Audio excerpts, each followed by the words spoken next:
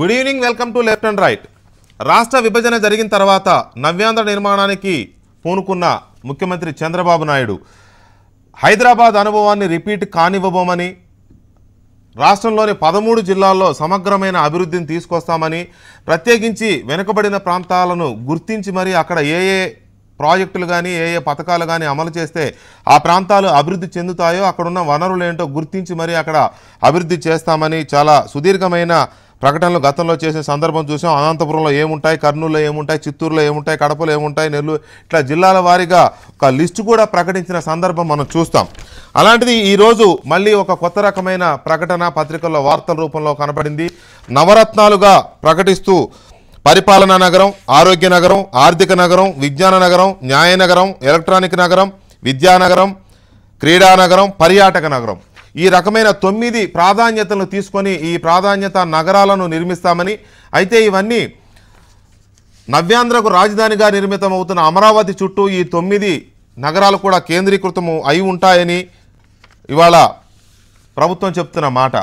ఇది ఎంతవరకు రాష్ట్రానికి సమగ్రాభివృద్ధికి తోడ్పడుతుంది, ఎంతవరకు ఇది రాష్ట్రాన్ని సమగ్రంగా ముందుకు తీసుకెళ్తుందనేదే ఇవాళ లెఫ్ట్ అండ్ రైట్లో డిబేట్.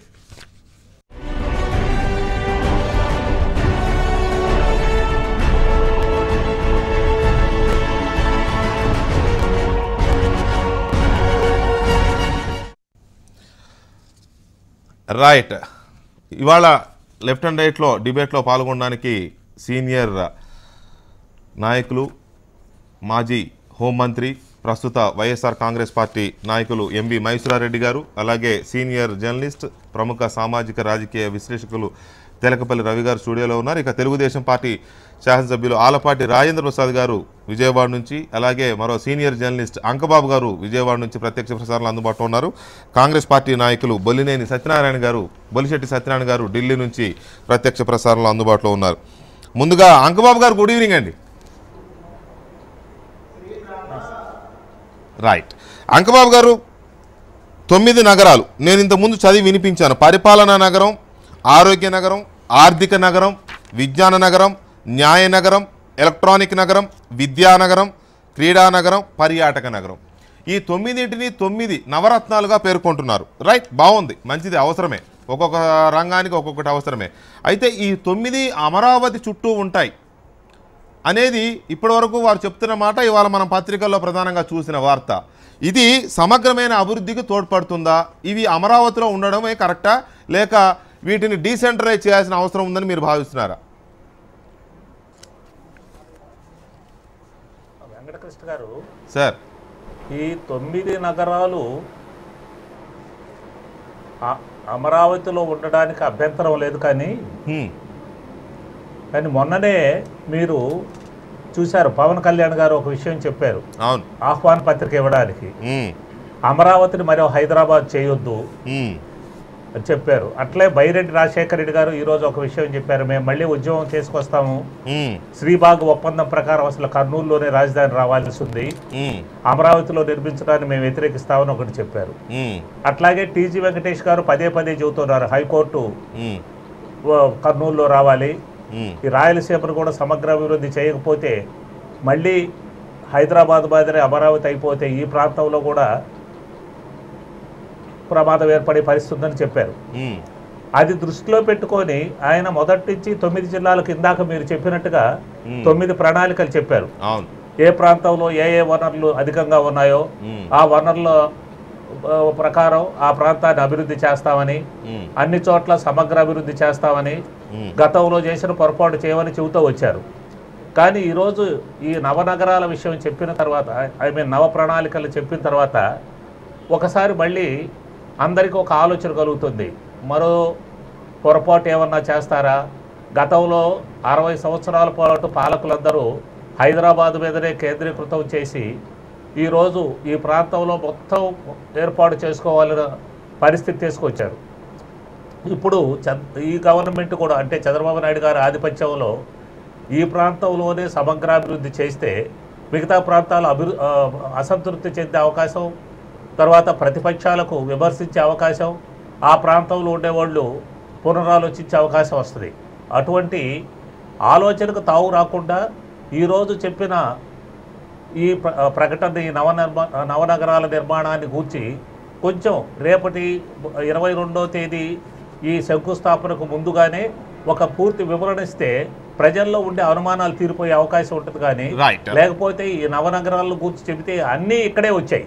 ఏదో పెట్రోలియం ఒకటి ఈ తప్పితే ఒక petroleum project, coastal corridor project తప్పితే గతంలో ఆయన మిగతా ప్రాంతాలకు చెప్పిన అన్ని కూడా ఈ నవనగరాల్లోనే ఉన్నాయి. అది చాలా అపోహలకు ఇచ్చే తావొస్తుంది.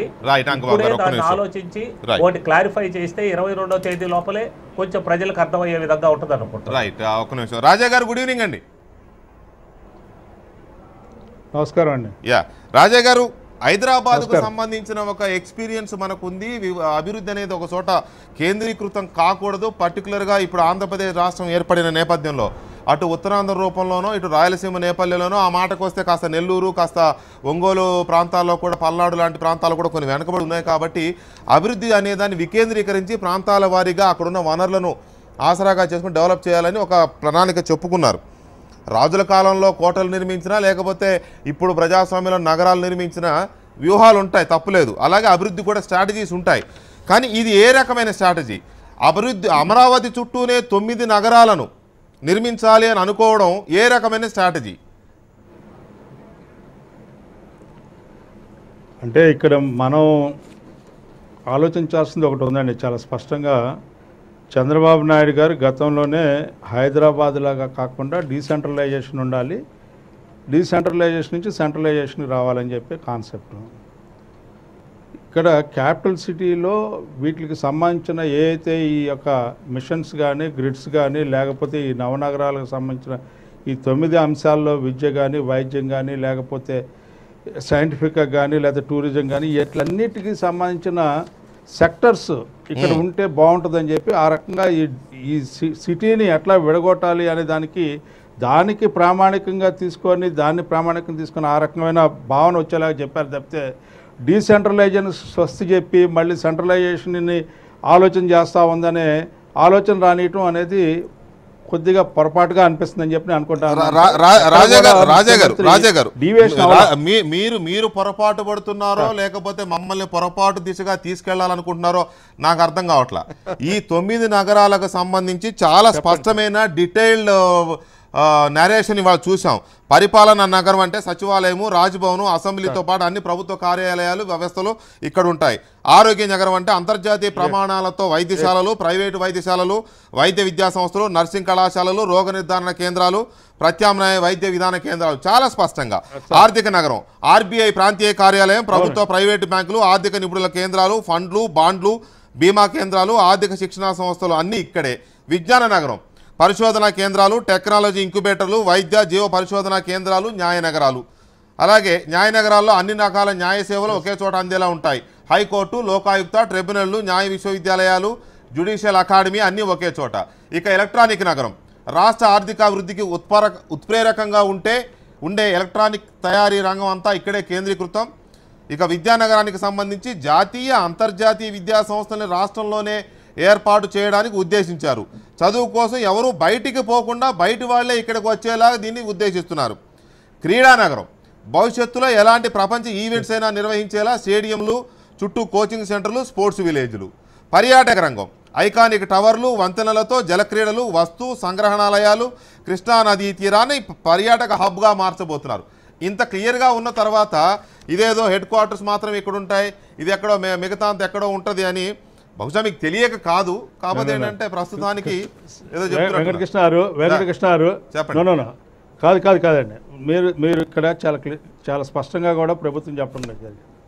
ఒకటి ఏంటంటే ఈ రాజధానిలో నవనగరాలు నిర్మాణం అనేది ఆ సెక్టర్స్ని చెప్పుకోవడానికి ఆ పేర్లు పెట్టుకోవటం జరిగింది తప్పితే మిగతా అన్నీ కూడా మీకు ఇవాళ ఐబిఎం కాలేజ్ ఎక్కడ ఉందండి, లేకపోతే హార్డ్వేర్ సెంటర్ని ఎక్కడ ఓపెన్ చేశారు, శంకుస్థాపన చేశారు, వైజాగ్లో చేశారు.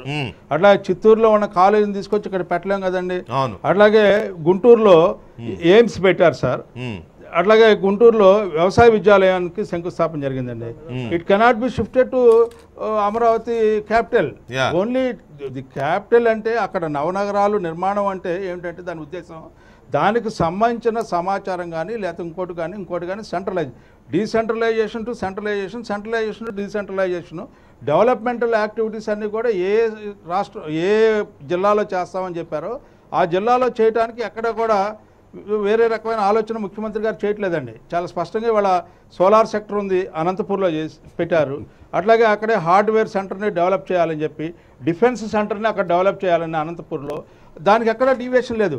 కాకపోతే ఇక్కడ నవనగరాల నిర్మాణం అనేది ఎందుకు పెట్టుకున్నారంటే సెక్టర్ వైజ్ ఇక్కడ దానికి సంబంధించిన సమాచారం ఏదైనా దొరకాలంటే సెంట్రలైజేషన్ దీంట్లో ఇక్కడ దొరికేలాగా పెట్టుకున్నారు. రైట్. రాజా గారు ఒక్క నిమిషం. మహేశ్వరరెడ్డి గారు, రాజా గారు చెప్తున్న దానికి మనం చూస్తున్న దానికి ఏమైనా సంబంధం ఉందా? ఒకటి, ప్రజలు కోరుకుంటున్న దానికి ప్రభుత్వం చేస్తున్న దానికి ఏమైనా సంబంధం ఉందా? రెండోది, ఇప్పుడు వారు చెప్పింది ఆ దినం శాసనసభలో నేను కూడా విన్నాను.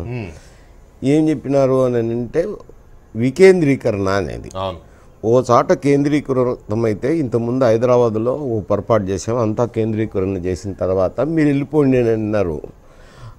అటువంటిది మళ్ళీ పునరావృతం కాకూడదు అనేది. అంటే అక్కడ కేంద్రీకృతమైన తర్వాత అక్కడ నుంచి కొందరు వెళ్ళిపోయే అవకాశం కూడా ఉంటుంది కాబట్టి అటువంటిది జరగకూడదు అని చెప్పి అన్నారు.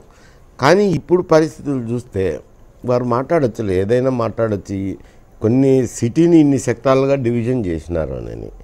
సిటీని ఇన్ని సెక్టార్లుగా డివిజన్ చేయాల్సిన అవసరమే లేదు. ఎందుకంటే నాకు తెలిసి ప్రజాస్వామ్యంలో మేమే తలమానికము, ప్రపంచానికి ఆర్థిక వనరులన్నీ మా దగ్గరే ఉన్నాయంటున్న అమెరికాలో కూడా వారి రాజధాని వాషింగ్టన్ డీసీలో కేవలం ఏదో పరిపాలనకు సంబంధించిన శాఖలు మాత్రమే ఉన్నాయి, అంతేగాని అంతకు మించి అక్కడ ఏమీ లేదు పెద్దగా. కానీ ఒక్క రాష్ట్రానికి అందులో 14 జిల్లాలు ఉన్న రాజధానికి ఇంత అవసరమా అనేది ఎవరైనా ప్రశ్నించేది. కావాల్సినవి ఏముంటుంది? సెక్రటరీ బిల్డింగ్ ఉంటుంది, అసెంబ్లీ బిల్డింగ్ ఉంటుంది, హైకోర్టు బిల్డింగ్ ఉంటుంది, ఈ కౌన్సిల్ బిల్డింగ్. కౌన్సిల్ ఏముందండి, అసెంబ్లీలోనే కౌన్సిల్, అంతకంటే వేరే పెద్ద ఏముంటుంది. కానీ ఇవన్నీ తీసేసి ఇప్పుడు అన్నీ అక్కడికే తరలించబడుతున్నాయి. ఇప్పుడు ఒక మాట అన్నారు, ఇది ఏమీ అక్కడ రాజధానిలో ఎయిమ్స్ గుంటూరులో ఉంది, రాజధానిలో హెల్త్ సెక్టార్ అనేది సెక్టార్ పెట్టినారని అంటున్నారు.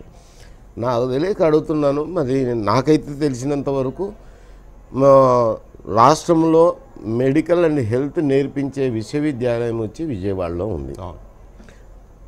అంత విశ్వవిద్యాలయాన్ని పెట్టుకున్నాక మళ్ళీ ఎయిమ్స్ అక్కడ తీసుకోవాల్సిన అవసరమే.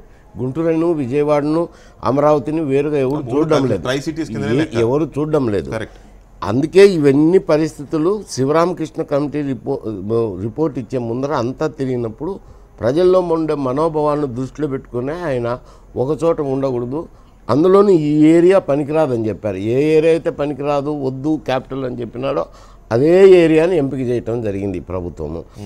చేయటమే కాకుండా అన్నీ అక్కడికే తీసుకుపోతున్నారు. ఎయిమ్సే కాదు, మొన్న అన్నీ బాగానే ఉన్నాయి. మట్టి నీరని ఊళ్ళంబడబడి తిరిగి ఎత్తకపోతున్నారు. ఊరూరా మట్టి, ఊరూరా నీళ్ళు ఎత్తకపోతున్నారు. ఏం చేస్తారు? మన ఊరు, మన మట్టి, మన ఇటుక, మన పెంట అనేది ఎత్తకపోతున్నారు లేండి. ఎన్ని ఎత్తకపోతే మనసులో ఉండే మనోభావాలను ఎవరు తొలగించలేరు. తీసుకుపోయినారు, సరే బాగానే ఉంది. కానీ 10(1)A కింద 10Aనో 10(1)Aనో ఏదో ఒక రూల్ కింద 3,000 మందికి టెంపరీగా ఉద్యోగాలు ఇస్తున్నారు 3 సంవత్సరాలకు పర్టికులర్ పర్పస్ అని. ఏది సిఆర్డి రాజధాని అభివృద్ధి కోసం అవసరము అని. అది ముఖ్యమంత్రి గారే ఆర్డర్ ఇష్యూ చేసినారు. రిక్రూట్మెంట్ కూడా అంతా ఆ 2 జిల్లాల్లోనే చేస్తున్నారు. కాకపోతే పక్కన కొంచెం ఏలూరులో ఏమన్నా చేస్తున్నారో నాకు తెలియదు. మొత్తం అక్కడే చేస్తున్నారు రిక్రూట్మెంట్. మరి మట్టి నీరైతే అన్ని ఊళ్ళ నుంచి కావాలా, ఉద్యోగాలు అయితే అన్ని జిల్లాలకు ఇవ్వచ్చు కదా, ఇచ్చినారా? లేదు. మొన్న టాటా గ్రూప్ వాళ్ళు వచ్చి గ్రామాలను దత్తత తీసుకుంటే అన్ని గ్రామాలు అక్కడే చేసినారు. అంటే పరిధిలోనే అక్కడే చేసినారు. అన్ని అమరావతి, విజయవాడ, గుంటూరు అంతా అన్నీ అయిపోతుంది. అవి ఇట్లా ఒకదాని మీద ఒకటి చేసుకుంటూ పోతుంటే ఏమనిపిస్తుంది? మీరు ఏదైతే అన్నారో ఈ నవనగరాలనండి, నవరత్నాలనండి, నవశక్తాలనండి, ఇంకేమన్నానండి అన్నీ ఏది మరి సోలార్ అంటున్నారు. మన రాజేంద్ర ప్రసాద్ గారు మా మిత్రుడు సోలారు అంతా అనంతపురంలో పెడతాన్నారని. మరి అనంతపురంలో ఒక అపవాదం ఉంది, సోలార్ ప్యానెల్ తయారు చేసేది విజయవాడలో పెడతారంట. ఇది కాదు, అది ఈ ఐటీ ఏదో సెక్టార్ అని ఉంది కదా, అమరావతిలో ఐటీ సెక్టార్ ఉంది కదా, అక్కడ ఇండస్ట్రీ విజ్ఞాన సోలార్ ప్యానల్ తయారు చేసేది ఐటీ విజ్ఞాన కేంద్రంలో. అది ఏమి లేదు, ఎక్కడిదో తీసుకొచ్చి ఆడబెట్టుకునేది ఏం పెద్ద సమస్య కాదు. విజ్ఞానం లేదు, భజ్ఞానం లేదు, ఏముంది. ఆ ప్యానల్ తయారు చేసే తయారు చేసేది విజయవాడలో, అదే ఈ అమరావతిలోనే.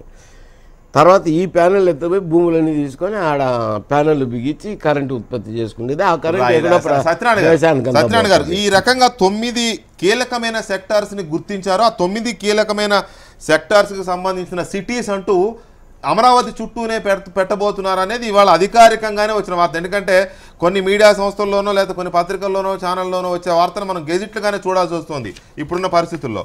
సో ఈ సందర్భంలో దాన్ని మీరు ఎలా చూస్తున్నారు? ఈ వికేంద్రీకరణ అనేది అంటే ఇప్పటి వరకు కొన్ని సంస్థలు నిజానికి ఐఐటి అనో ఐఐఎం అనో రకరకాలుగా వైజాగ్లో ఒకటి, లేకపోతే శ్రీ సిటీ అని చిత్తూరులో ఒకటి, ఇట్లా ఉన్నాయి, లేవని కాదు. కానీ ఈ రకమైన కేంద్రీకృతమైన సిటీస్ని డెవలప్ చేస్తున్నారనే వార్తని, అనే అధికారిక సమాచారాన్ని మీరు ఎలా చూస్తున్నారు? ఇది డెఫినెట్గా తప్పు పడతారండి ఎవరైనా సరే. అంటే ఇప్పుడు తెలుగుదేశం అభిమానులు రాకపోతే చంద్రబాబు నాయుడు అభిమానులు సమర్థించాలి తప్ప ఆ మాత్రం ఈ మాత్రం విచక్షణ జ్ఞానం ఉన్న ఎవరైనా సరే శివరామకృష్ణ గారు అన్నాళ్ళు స్టడీ చేసి ఒక రిపోర్ట్ ఇచ్చి డీసెంట్రలైజ్ చేయండి, ఓన్లీ అడ్మినిస్ట్రేటివ్ క్యాపిటల్ మాత్రం విజిఎంటీలో పెట్టుకోండి, అండ్ నెక్స్ట్ ప్రతి దగ్గర ప్రభుత్వ భూముల్లోనే కట్టండి అని చెప్పిన తర్వాత ఆయన జస్ట్ ఆయనకు నచ్చింది. ఎందుకంటే ఇదివరకు అక్కడ అంటే ఇప్పుడు చెప్పొచ్చో చెప్పకూడదో నాకు తెలీదు. గతంలో చూస్తే అక్కడ హైటెక్ సిటీ వచ్చేటప్పుడు పేద రైతులందరి దగ్గర నుంచి భూములు కొనుక్కున్నారు. ఆ తర్వాత హైటెక్ సిటీలు వచ్చినాయి. హైటెక్ సిటీలో ఎవరెవరు బాగుపడ్డారో మనం చూస్తున్నాం. సిమిలర్గా ఇప్పుడు కూడా ఏమంటే దీని చుట్టూ ఆల్రెడీ వాళ్ళు కొనేసుకున్నారు. ఇప్పుడు నవరత్నాలు ఏవైతే పెట్టాలనుకున్నారో అవి ఆల్రెడీ తెలిసిన మిత్రులు కొనేసుకున్నారు. కొనుక్కున్న తర్వాత పెట్టకపోతే ఇబ్బంది వస్తుంది కదా. ఇదివరకు గతంలో వాళ్ళ దగ్గర నుంచి ఏమైనా ఫండ్స్ తీసుకున్నారేమో మరి. సత్యనారాయణ గారు, ఇప్పుడు డెవలప్మెంట్ డీసెంట్రలైజ్ అవ్వాలని అనడం వేరు, మీరు ప్రతిదాన్ని తీసుకెళ్లి కొనేసుకున్నారు, భూములు ముందే కొనేసుకున్నారు, కోట్లు కుమ్మేసుకుంటున్నారు అనే రకంగా ప్రతిదాన్ని తీసుకెళ్లి మీరు ఎవరి చేత ఎంక్వైరీ చేయించుకోండి. ఆ చుట్టుపక్కల ఉన్న భూములు రోజు కార్లలో డబ్బులు సంచులు వేసుకొని వచ్చి ఎలక్ట్రానిక్ కౌంటింగ్ మిషన్ పెట్టుకొని అక్కడ 10 లక్షల రూపాయలు 5 లక్షల రూపాయలు గవర్నమెంట్ రేట్ పెడితే 2 కోట్ల రూపాయలకి 3 కోట్ల రూపాయలకి 1.5 కొనుక్కున్నారు. అందరికీ తెలిసిన వాస్తవం ఇది, పత్రికలో తెలిసిన వాస్తవం, ప్రజలకు తెలిసిన వాస్తవం. నేను ఇవాళ టీవీలో అప్పుడప్పుడు నిజాలు మాట్లాడుకుంటే మంచిదని నా ఉద్దేశం. వాస్తవం మీరు అన్నది వాస్తవం. అప్పట్లో సంచుల్లో డబ్బు తీసుకొస్తున్నారు, బ్లాక్ మనీ అంతా వస్తుంది తుళ్ళూరు ఏ ప్రాంతానికని రాజాగారికి కూడా తెలిసి ఉండాలి. అప్పట్లో వాని చర్చ జరిగింది, వాస్తవమే అది. ఇప్పుడు జరుగుతుందండి. ఇప్పుడు సంగతి నాకు తెలియదు. ఇప్పుడు అంటే ఇప్పుడు సెక్యూరిటీ గురించి 4 రోజులు ఆగుంటారు కానీ if you check every car there is a lot of money going in and around Vijayawada. Income tax department ఎక్కడికి వెళ్ళక్కర్లే, విజయవాడలో కూర్చుంటే చాలు. ఆ రిజిస్ట్రేషన్ ఆఫీసులు రెండిట్లో విజయవాడ గుంటూరులో కూర్చుంటే మొత్తం డబ్బు అంతా వస్తుంది. అన్ని రకాల వ్యాపారులు, అన్ని పార్టీల నాయకులు అక్కడ దొరికిపోతారు. ఇక్కడ పార్టీలకు అతీతంగా వెల్ సెడ్. ఒక్క నిమిషం రాజా గారు ఒక్క నిమిషం తీసుకుంటా. ఒక్క నిమిషం రవి గారు, అభివృద్ధి వికేంద్రీకరణ అనే ఒక మౌలిక సూత్రానికి భిన్నంగా జరుగుతుందనేమన్నా మనం భావించవచ్చు? ఇప్పుడు ఇక్కడ పెద్ద ధర్మ సంకటం వచ్చిందండి. గత వారం కూడా మనం చర్చించాం. అమరావతి మేము ఏదో శుభమా అని చేస్తుంటే వీళ్ళందరూ కూడా విమర్శిస్తున్నారని అంటారు. కానీ ఇందాక మీరు మొదలుగా అడిగిన దాంట్లోనే సమాధానం ఉంది. వికేంద్రీకరణ కాస్త విపరీత కేంద్రీకరణగా, వినూత్న కేంద్రీకరణకు దారి తీస్తుంది అనేది చాలా చాలా స్పష్టం. దీని వెనక అమరావతినే కాస్త భ్రమరావతి అన్నాను కదా, ఇదేదో ఇక్కడ చాలా బ్రహ్మాండంగా జరగబోతుందనే భ్రమలు పెంచడం అనే ఒక అజెండా రెండవది. మూడవది ఈ నవనగర సంగమం అనండి, చరిత్ర పునరావృతం అవుతుంది. మొదటిసారి సుఖాంతంగా, రెండవసారి హాస్యభాజనంగా, ప్రహసనంగా అని కార్ల్ మార్క్స్ చెప్పిన ఒక ప్రసిద్ధమైన సూక్తి. History repeats, first time as a comedy and second time as a farce అని. చంద్రబాబు నాయుడు గారు పదే చెప్పిన వికేంద్రీకరణ నమూనా అమరావతిలో అదేమీ కనిపించడం లేదు. రాయలసీమ, ఉత్తరాంధ్ర విషయాలు పక్కన పెట్టండి, విజయవాడ, గుంటూరు తీసుకోండి. విజయవాడ, గుంటూరు అవి రెండు విద్యా వైద్య కేంద్రాలు. హైదరాబాద్లో కార్పొరేట్ కంటే ముందే విజయవాడలో నర్సింగ్ హోమ్లు, ప్రైవేట్ వైద్యం వచ్చినటువంటి, అలాగే ప్రైవేట్ ఇప్పుడు రాష్ట్రాన్నంతా పాలిస్తున్న కార్పొరేట్ విద్యా కేంద్రాలు వచ్చింది ఎక్కడ అంటే విజయవాడ, గుంటూరులలో. ఇప్పుడు అవన్నీ అక్కడ ఉండగా ఇప్పుడు అంతర్జాతీయ విద్యా కేంద్రాన్ని, అంతర్జాతీయ వైద్య కేంద్రాన్ని, పెద్ద పెద్ద స్టేడియంలు ఉన్నాయి. రాజేంద్ర ప్రసాద్ గారికి తెలుసు, గుంటూరులో బ్రహ్మానంద రెడ్డి స్టేడియము, విజయవాడలో ఇందిరాగాంధీ స్టేడియం, ఎంత పెద్ద పెద్ద ఇప్పటికే ఇన్ఫ్రాస్ట్రక్చర్ ఉన్న 2 నగరాలు. వైజాగ్లో అద్భుతంగా వైజాగ్ సరే ఇంటర్నేషనల్ క్రికెట్ మ్యాచ్లు ఆడుతున్నారు, అది ఆర్థిక నగరం. ఇప్పటికే విశాఖపట్నం సువ్యవస్థితమైన ఆర్థిక నగరం. ఇవన్నీ ఉండగా ఇవన్నీ కూడా అమరావతి చుట్టూ పెట్టాల్సిన అవసరం. దీనివల్ల 2 ప్రయోజనాలు ప్రభుత్వానికి కానివ్వండి, వాటిని చేపట్టేటటువంటి స్పాన్సర్లకు కానివ్వండి. ఒకటి, విశాలమైన భూమి అనే దాన్ని ఈ పేరుతో తీసుకోవడానికి అక్కడ ఒక అమ్యూజ్మెంట్ పార్కుల టైప్లో, మీరు ఇందులో చూడండి స్పోర్ట్స్, ఇంకా ఇది కూడా ఉంది టూరిజం సిటీ, వీటన్నిటి దీని పొడవునా ఏంటంటే ఆ విధంగా ముందు భూమిని రిజర్వ్ చేయడానికి, వాటికి కంచెలు పాతడానికి, ఆ తర్వాత అక్కడ ఒక విధమైన అవి ప్రజలకు అందుబాటులో లేకుండా చేయడానికి జరుగుతుంది తప్ప. ఇప్పుడు చాలా చోట్ల ఉదాహరణకు దక్షిణాఫ్రికాకు 3 రాజధానులు ఉన్నాయి, చిలీకి ఉన్నాయి, బొలీవియాకు ఉన్నాయి, చాలా దేశాలకు ఉన్నాయి. మన దేశం చిన్న చిన్న దేశాలు, మన దేశంలో కూడా కాశ్మీరు, మహారాష్ట్ర ఇట్లాంటి చోట వాళ్ళకి వింటర్ క్యాపిటల్, సమ్మర్ క్యాపిటల్ ఇట్లాంటివి 2 ఉన్నాయి. మరి ఇన్ని విభేదాలు, ఇంత అసమగ్రత సమస్యలు, మహారాష్ట్రలో కూడా నాగ్పూర్, ముంబై, ఇన్ని విభేదాలు, ఇన్ని అసమానత సమస్యలు, ఇప్పటికే ఒక విభజన నేపథ్యంలో ఆ జాగ్రత్త. ఇప్పుడు జ్యుడిషియల్, ఇప్పుడు హైకోర్టు ఒకప్పుడు గుంటూరులో ఉంది ఉదాహరణకు చెప్పాలంటే. ఇప్పుడు జ్యుడిషియల్ క్యాపిటల్ తప్పకుండా అమరావతి పక్కన పెట్టాల్సినటువంటి అవసరం లేదు. అంటే వికేంద్రీకృత నమూనా అనేదాన్ని అసలు తీసుకోలేదు. ఇంకొక మాట, చంద్రబాబు నాయుడు గారు ఏమన్నారంటే, నేనేదో కేవలం పరిపాలన, శాసనసభ, సచివాలయం లాగా ఒక యాంత్రికమైన రాజధాని నేను కోరుకోవడం లేదు, ఒక సజీవమైన సాంస్కృతిక రాజధాని నేను కోరుకుంటున్నా అన్నారు. కానీ ఇప్పుడు ఇచ్చిన ఈ నమూనా అంతా చూస్తే ఇది ఒక వ్యాపార నమూనా లాగా ఉంది తప్ప ఇది ఒక సజీవమైన సాంస్కృతిక ఇంత కిటకిటగా మీరు నవనగరాలు నిర్మించిన తర్వాత ఇంకా సంస్కృతి ప్రజలు ఎక్కడ ఉంది, అక్కడే పబ్లిక్. రాజా గారు ఇప్పుడు చెప్పండి, నిజానికి తెనాలి, గుంటూరు, మంగళగిరి, విజయవాడ చుట్టూ ఇంత సుసంపన్నమైన వైవిధ్యభరితమైన సాంస్కృతికమైన ప్రాంతాలు పెట్టుకొని రవి గారేమో స్పాన్సర్స్ కోసం చేస్తున్నట్టుగా కనపడుతుంది అన్నారు. సత్యనారాయణ గారేమో అవినీతి అక్రమాలు, వారి మనుషుల కోసం ఇదంతా సేకరించిన భూముల్ని ఏదో రకంగా ఇచ్చేయడం కోసం చేస్తున్నారు అనేది సత్యనారాయణ గారు చేసిన మాట. సరే, మైసూరారెడ్డి గారిది మీరు డీటెయిల్గానే విన్నారు, వారు ప్రణాళిక లేకుండా జరుగుతోంది వ్యవహారం అంతా కూడా అని. సార్ ఒకటి చాలా స్పష్టం సార్, ఎందుకంటే మైసూరారెడ్డి గారు 2-3 విషయాలు ప్రస్తావించారు. అక్కడ ఒక 3,000 మందికి ఉద్యోగాలు ఇప్పించారు, మట్టి మాత్రం అన్ని చోట్ల జిల్లాల నుంచి తీసుకొచ్చారు, అన్ని చోట్ల నుంచి తీసుకొస్తున్నారు, ఇక్కడ మాత్రం ఏమీ లేదు అని చెప్పారు.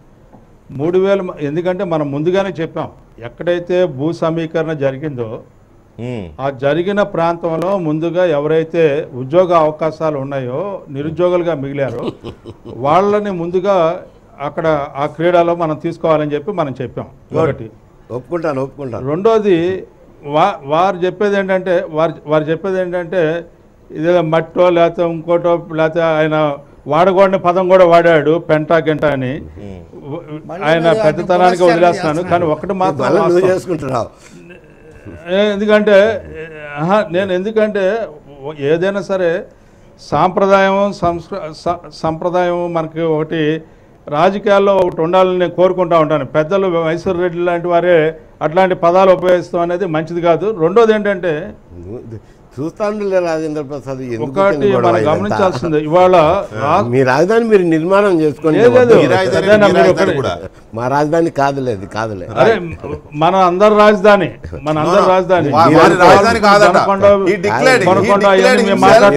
ఎప్పుడో నేను చెప్పాను.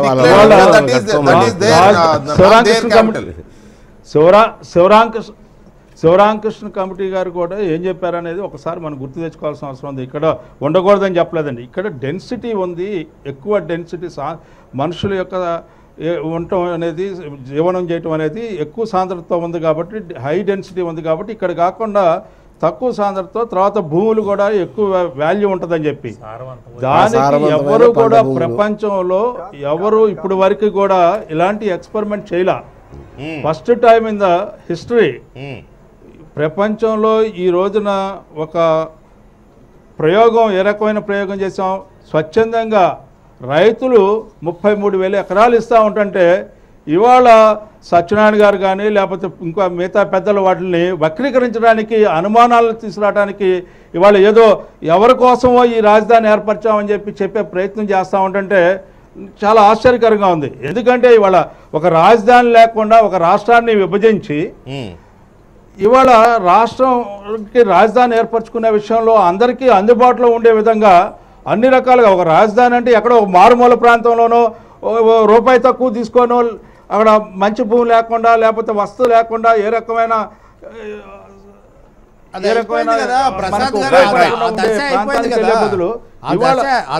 మీరు అన్నమాట లేదు సార్. రవి గారు మీరు మీ పెద్దలు మాట్లాడేటప్పుడు కొన్ని అంశాలని లేవనెత్తారు కాబట్టి ఇదే మనకు వచ్చిన సమస్య. గౌక్కిని ఒక మాట మాట్లాడినంత మాత్రం వాళ్ళ ఆ మాటకి ఏ రకమైన మెసేజ్ వెళ్తుందో ఒకసారి మనం ఆలోచించి మాట్లాడాల్సిన అవసరం ఉంది. అలాంటి మెసేజ్ లేకుండా ఇవాళ మనం రాజధాని ఇక్కడ శివరామకృష్ణ కమిటీ వద్దంది అంటే ఇక్కడేదో వద్దంటే మనం తప్పు చేసినట్టు కానీ ఇవాళ ఏ రాష్ట్రంలో కానీ ఏ దేశంలో కానీ వద్దంది అన్నారు కానీ వాళ్ళు ఎక్కడ పెట్టాలో కూడా చెప్పలేదు. అది కూడా ఉంది అందులోనే. అదే వద్దంది అనే మాట వాస్తవమే కానీ ఎక్కడ పెట్టాలో కూడా చెప్పలేదు. అక్కడ కొద్దిగా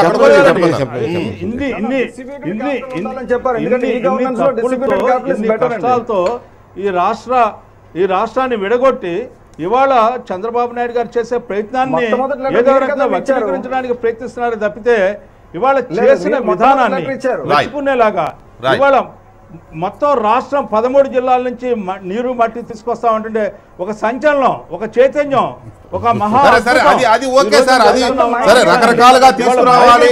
అన్ని ప్రాంతాల పార్టిసిపేషన్ ఉండాలి క్యాపిటల్ మీరు అనుకున్నారేమో. అట్లా కూడా అజ్మీర్ దర్గా నుంచి తెస్తున్నారు. రేపు కేసీఆర్ గారు కూడా తీసుకొస్తారు ఇక్కడ నుంచి. It's a different matter. నేను దాని జోలికి పోదలుచుకోలే. ఇక్కడ ఒకటే సరిగ్గా రాష్ట్ర విభజన జరిగిన తర్వాత 15th ఆగస్ట్ ఒక దగ్గర చేశారు, 26th జనవరి ఒక దగ్గర చేశారు, క్యాబినెట్ మీటింగ్లు 2-3 చోట్ల చేశారు. ఇట్లా శాసనసభ పక్ష సమావేశం ఒక చోట పెట్టారు. ఎందుకు? రాష్ట్ర నలుమూలల ప్రజలందరికీ మాకంతా ఒకటే అని చెప్పే సిగ్నల్ ఇవ్వడం కోసం కదా ఇదంతా చేశారు. చేసిన వాళ్ళు ఇవాళ ఈ నగరాలను చాలా జాగ్రత్త పలకాల్సి వస్తుంది. నగరాలు మళ్ళీ ఎందుకంటే టెంపుల్స్లో వేరే ఇవి ఉంటాయి. ఒక్క నిమిషం సార్, ఇదంతా మళ్ళీ ఇప్పుడు ఎందుకు సెంట్రలైజ్ అవుతుంది అనేది మనం చర్చిద్దాం చిన్న బ్రేక్ తర్వాత.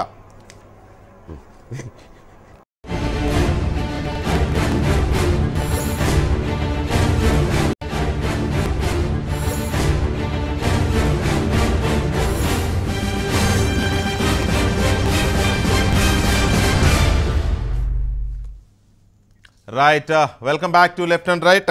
అంకబాబు గారు, మనకి జూన్ 2న రాష్ట్ర విభజన జరిగితే జూన్ 8న చంద్రబాబు నాయుడు గారు ప్రమాణ స్వీకారం చేశారు. ఆ వెంటనే అంటే 2 నెలల గ్యాప్లోనే వస్తుంది కదా, ఆగస్టు 15 ఒక దగ్గర చేశారు. అక్కడున్న ప్రజలందరికీ సమాన భావన కలగాలని. 26 జనవరికి సంబంధించి ఇంకో చోట చేశారు. అట్లాగే మహాసంకల్ప సభ అని విజయవాడలో భారీ ఎత్తున ఒకటి చేశారు. క్యాబినెట్ మీటింగ్ ఒకటేమో వైజాగ్లో చేశారు, బహుశా ఇంకొకటి కర్నూలులోనూ ఎక్కడో చేసినట్టున్నారు. అలాగే తిరుపతిలో వచ్చేసి తెలుగుదేశం పార్టీ శాసనసభాపక్ష సమావేశం సాక్షాత్తు యూనివర్సిటీలోనే పెట్టారు. సో ఇట్లా రాష్ట్ర నలుచెరగులో అక్కడొక సమావేశం అక్కడొక కార్యక్రమం చేసుకుంటూ వచ్చారు. దీన్ని చూసి అనుకున్నారు అందరూ వికేంద్రీకరణ దిశగానే వెళ్తున్నారు, ఇది ఒక సిగ్నల్ అనుకున్నారు. ఇవాళ జరుగుతున్న దానికి ఆనాడు చేసిన దానికి గ్యాప్ వచ్చింది. ఎందుకు ఆలోచనలో మార్పు వచ్చింది? నిజంగా ఇది మార్పు అనుకోవాలా లేకపోతే ఊహాగానాలని కొట్టిపారేద్దామా? అంటే ఇప్పుడు కూడా నేను అనుకోనండి, ఇప్పుడు కూడా చంద్రబాబు నాయుడు గారు అనాలోచితంగా ఇది చేస్తారని నేను అనుకోను. ఎందుకంటే ఆయనకు తెలుసు ఏ ప్రాంతం మనోభావాలు ఎట్లుంటాయనేది. ఆయన తెలియని ఏదో జూనియర్ రాజకీయవేత్త కాదు ఆయన. పైగా వికేంద్రీకరణ లేకుండా సెంట్రలైజేషన్ చేస్తే రాజకీయంగా తనకెంత నష్టం జరుగుద్దో కూడా తెలుసు. ఇంకొకటి కూడా అండి, అందరూ 36,000 ఎకరాలు పూలింగ్ అంటున్నారు కానీ ప్రభుత్వానికి మిగిలేది కేవలం 10,000 ఎకరాలు. ఆ 10,000 ఎకరాల్లో ఈ ఇన్ఫ్రాస్ట్రక్చర్స్ అన్ని వచ్చినా ఈ ఓన్లీ ఐకాన్గా అడ్మినిస్ట్రేటివ్ ఢిల్లీలో కూడా ఉన్నాయండి. రైలు భవనం ఒకటి ఎట్లా దేనికి సంబంధించిన అడ్మినిస్ట్రేటివ్ బ్లాక్స్ అన్నీ ఉన్నాయి. వాషింగ్టన్లో నేను చూశాను, అన్ని ప్రతి డిపార్ట్మెంట్కు హెడ్ క్వార్టర్స్ అక్కడే ఉంటాయి. ఇక్కడ కూడా ఈ నవనిర్మాణాలంటే దీనికి సంబంధించిన బేసిక్ అడ్మినిస్ట్రేటివ్ హెడ్ క్వార్టర్స్ అక్కడ పెట్టి మిగతా దానికి సంబంధించిన విద్యానగరం అన్నారు అనుకోండి, విద్యకు సంబంధించిన సెంట్రల్ అడ్మినిస్ట్రేషన్ అక్కడ పెట్టి ఎయిమ్స్ కానీ లేదా దానికి సంబంధించిన రిలేటెడ్గా ఉన్నాయి నిట్ కానీ వీటన్నిటికి సంబంధించినవి ఎక్కడెక్కడ ఉంటాయి. వాటికి సంబంధించిన పరిపాలన కేంద్రీకరణ మాత్రం ఒకటి ప్రత్యేకంగా పెట్టేదానికి అవకాశం ఉంటుంది తప్పితే ఆయన నిజంగా ఈ 9 అంటే ఇక్కడ ఒకటి అంకబాబు గారు అంటే మనం దాన్ని మీరు అన్నట్టు 2 రకాలుగా కూడా చూడొచ్చు. సరిగ్గా సెప్టెంబర్ 4వ తేదీన చంద్రబాబు నాయుడు గారి స్టేట్మెంట్ ఒకటి వచ్చింది. నవ్యాంధ్రప్రదేశ్లో రాజధానితో పాటు 13 జిల్లాల సమగ్ర అభివృద్ధికి ప్రభుత్వం ప్రణాళికలు రూపొందించింది. రాజధానితో పాటు జిల్లాల్లోనూ సమాంతర అభివృద్ధి జరగాలని కాంక్షిస్తూ భారీ ప్రాజెక్టును ప్రతిపాదించింది.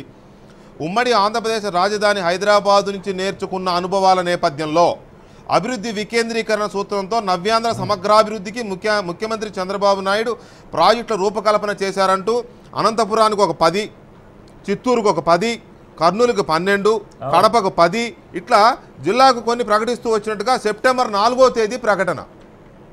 అలాగే సరిగ్గా నెల రోజులు తిరగకుండా నెలన్నర అవుతుంది అనుకోండి సుమారుగా, ఇవాళ మరి ఇంకొక ప్రకటన. దీనికి దానికి పూర్తిగా కాంట్రడిక్టరీగా ఉంది ఈ 2 వార్తలకి. పోనీ 2 వార్తలు ఊహాగానాలు కొట్టిపారేద్దామా, అంత తేలిగా కొట్టేసేది కాదు. ఒకటి ఈనాడు, ఒకటి ఆంధ్రజ్యోతి. ఐ డోంట్ థింక్ ఇదేదో ఓ తేలిగా కొట్టిపారేసే వార్తలుగా నేనైతే చూడబోవట్లేదు. That's what. సో ఈ పరిస్థితుల్లో కాంట్రడిక్టరీగా ఉన్న స్టేట్మెంట్స్ని మనం ఖచ్చితంగా కొంచెం ఊగిసలాటతో చూడాల్సిన పరిస్థితి కనబడుతోంది మీరు అన్నట్టు. ఆయన క్లారిఫై చేయాల్సిన అవసరం ఉంది. ఇందులో వచ్చిన ఇది ఊహాగానమా గానమో తెలియదు కానీ దాన్ని ఒక ప్రభుత్వం నుంచి సమగ్రంగా దీని మీద క్లారిఫై చేయాల్సిన అవసరం ఉంది. ప్రజల్లోకి ఈ విధమైన డిస్కషన్ రాకముందే దీని ఉద్దేశం ఇది, ఈ ప్రణాళిక ఉద్దేశం ఇది, ఇక్కడ ఇవి మాత్రమే ఉంటాయి, ఎక్కడ గతంలో నేను ప్రకటించిన విధంగా ఏ జిల్లాలో చెప్పిన అభివృద్ధి ఆ జిల్లాల్లో చేస్తాను, ఇది కేంద్రీకృతమైన వ్యవస్థలు మాత్రమే ఇక్కడ ఉంటాయని ఒకటి క్లారిఫై చేస్తే ఇప్పుడు మనం చేసిన డిస్కషను నిజంగానే ప్రజలకు ఉపయోగపడుతుంది, ప్రభుత్వానికి ఉపయోగపడుతుంది, అన్ని ఎటువంటి డౌట్స్ లేకుండా క్లారిఫై అవుతుంది. ఇక్కడ ఇంకొక విషయం కూడా వెంకటకృష్ణ గారు, గతంలో మైసూరారెడ్డి గారి దొనకొండలోనే కానీ దొనకొండలోనే క్యాపిటల్ పెట్టి ఉంటే అది మా జిల్లానేనండి. దొనకొండలో క్యాపిటల్ పెట్టుంటే ఈరోజు విజయవాడ, గుంటూరు లాంటి చైతన్యవంతమైన ఇన్ఫ్రాస్ట్రక్చర్ ఉండే నగరాల మధ్యలో క్యాపిటల్ పెడుతుంటేనే, ఈ 2 నగరాల మధ్య పెడుతుంటేనే హైదరాబాద్ నుంచి ఎంప్లాయీస్ రావడానికి మాకు ఇన్ఫ్రాస్ట్రక్చర్ లేవు, స్కూళ్ళు లేదు, ఉండడానికి ఇళ్ళు లేవని చెప్పే పరిస్థితుల్లో దొనకొండ లాంటి చోట పెడితే అక్కడ ఇన్ఫ్రాస్ట్రక్చర్ ఏముంది, అక్కడికి ఎంప్లాయీస్ ఎప్పుడు వచ్చేవాళ్ళు, ఐఏఎస్ ఆఫీసర్ల ఫ్యామిలీ రావడానికి ఇష్టపడేవాళ్ళ, ఏమైనా జరిగేదానికి అవకాశం ఉండేది ఒక్కసారి ఆలోచించండి. బట్ ఈ selection of place is fantastic, దాని గురించి డౌటే లేదండి. శివరామకృష్ణ గారు ఆ రోజు ఏది చెప్పకపోయినందు వల్ల ఎక్కడ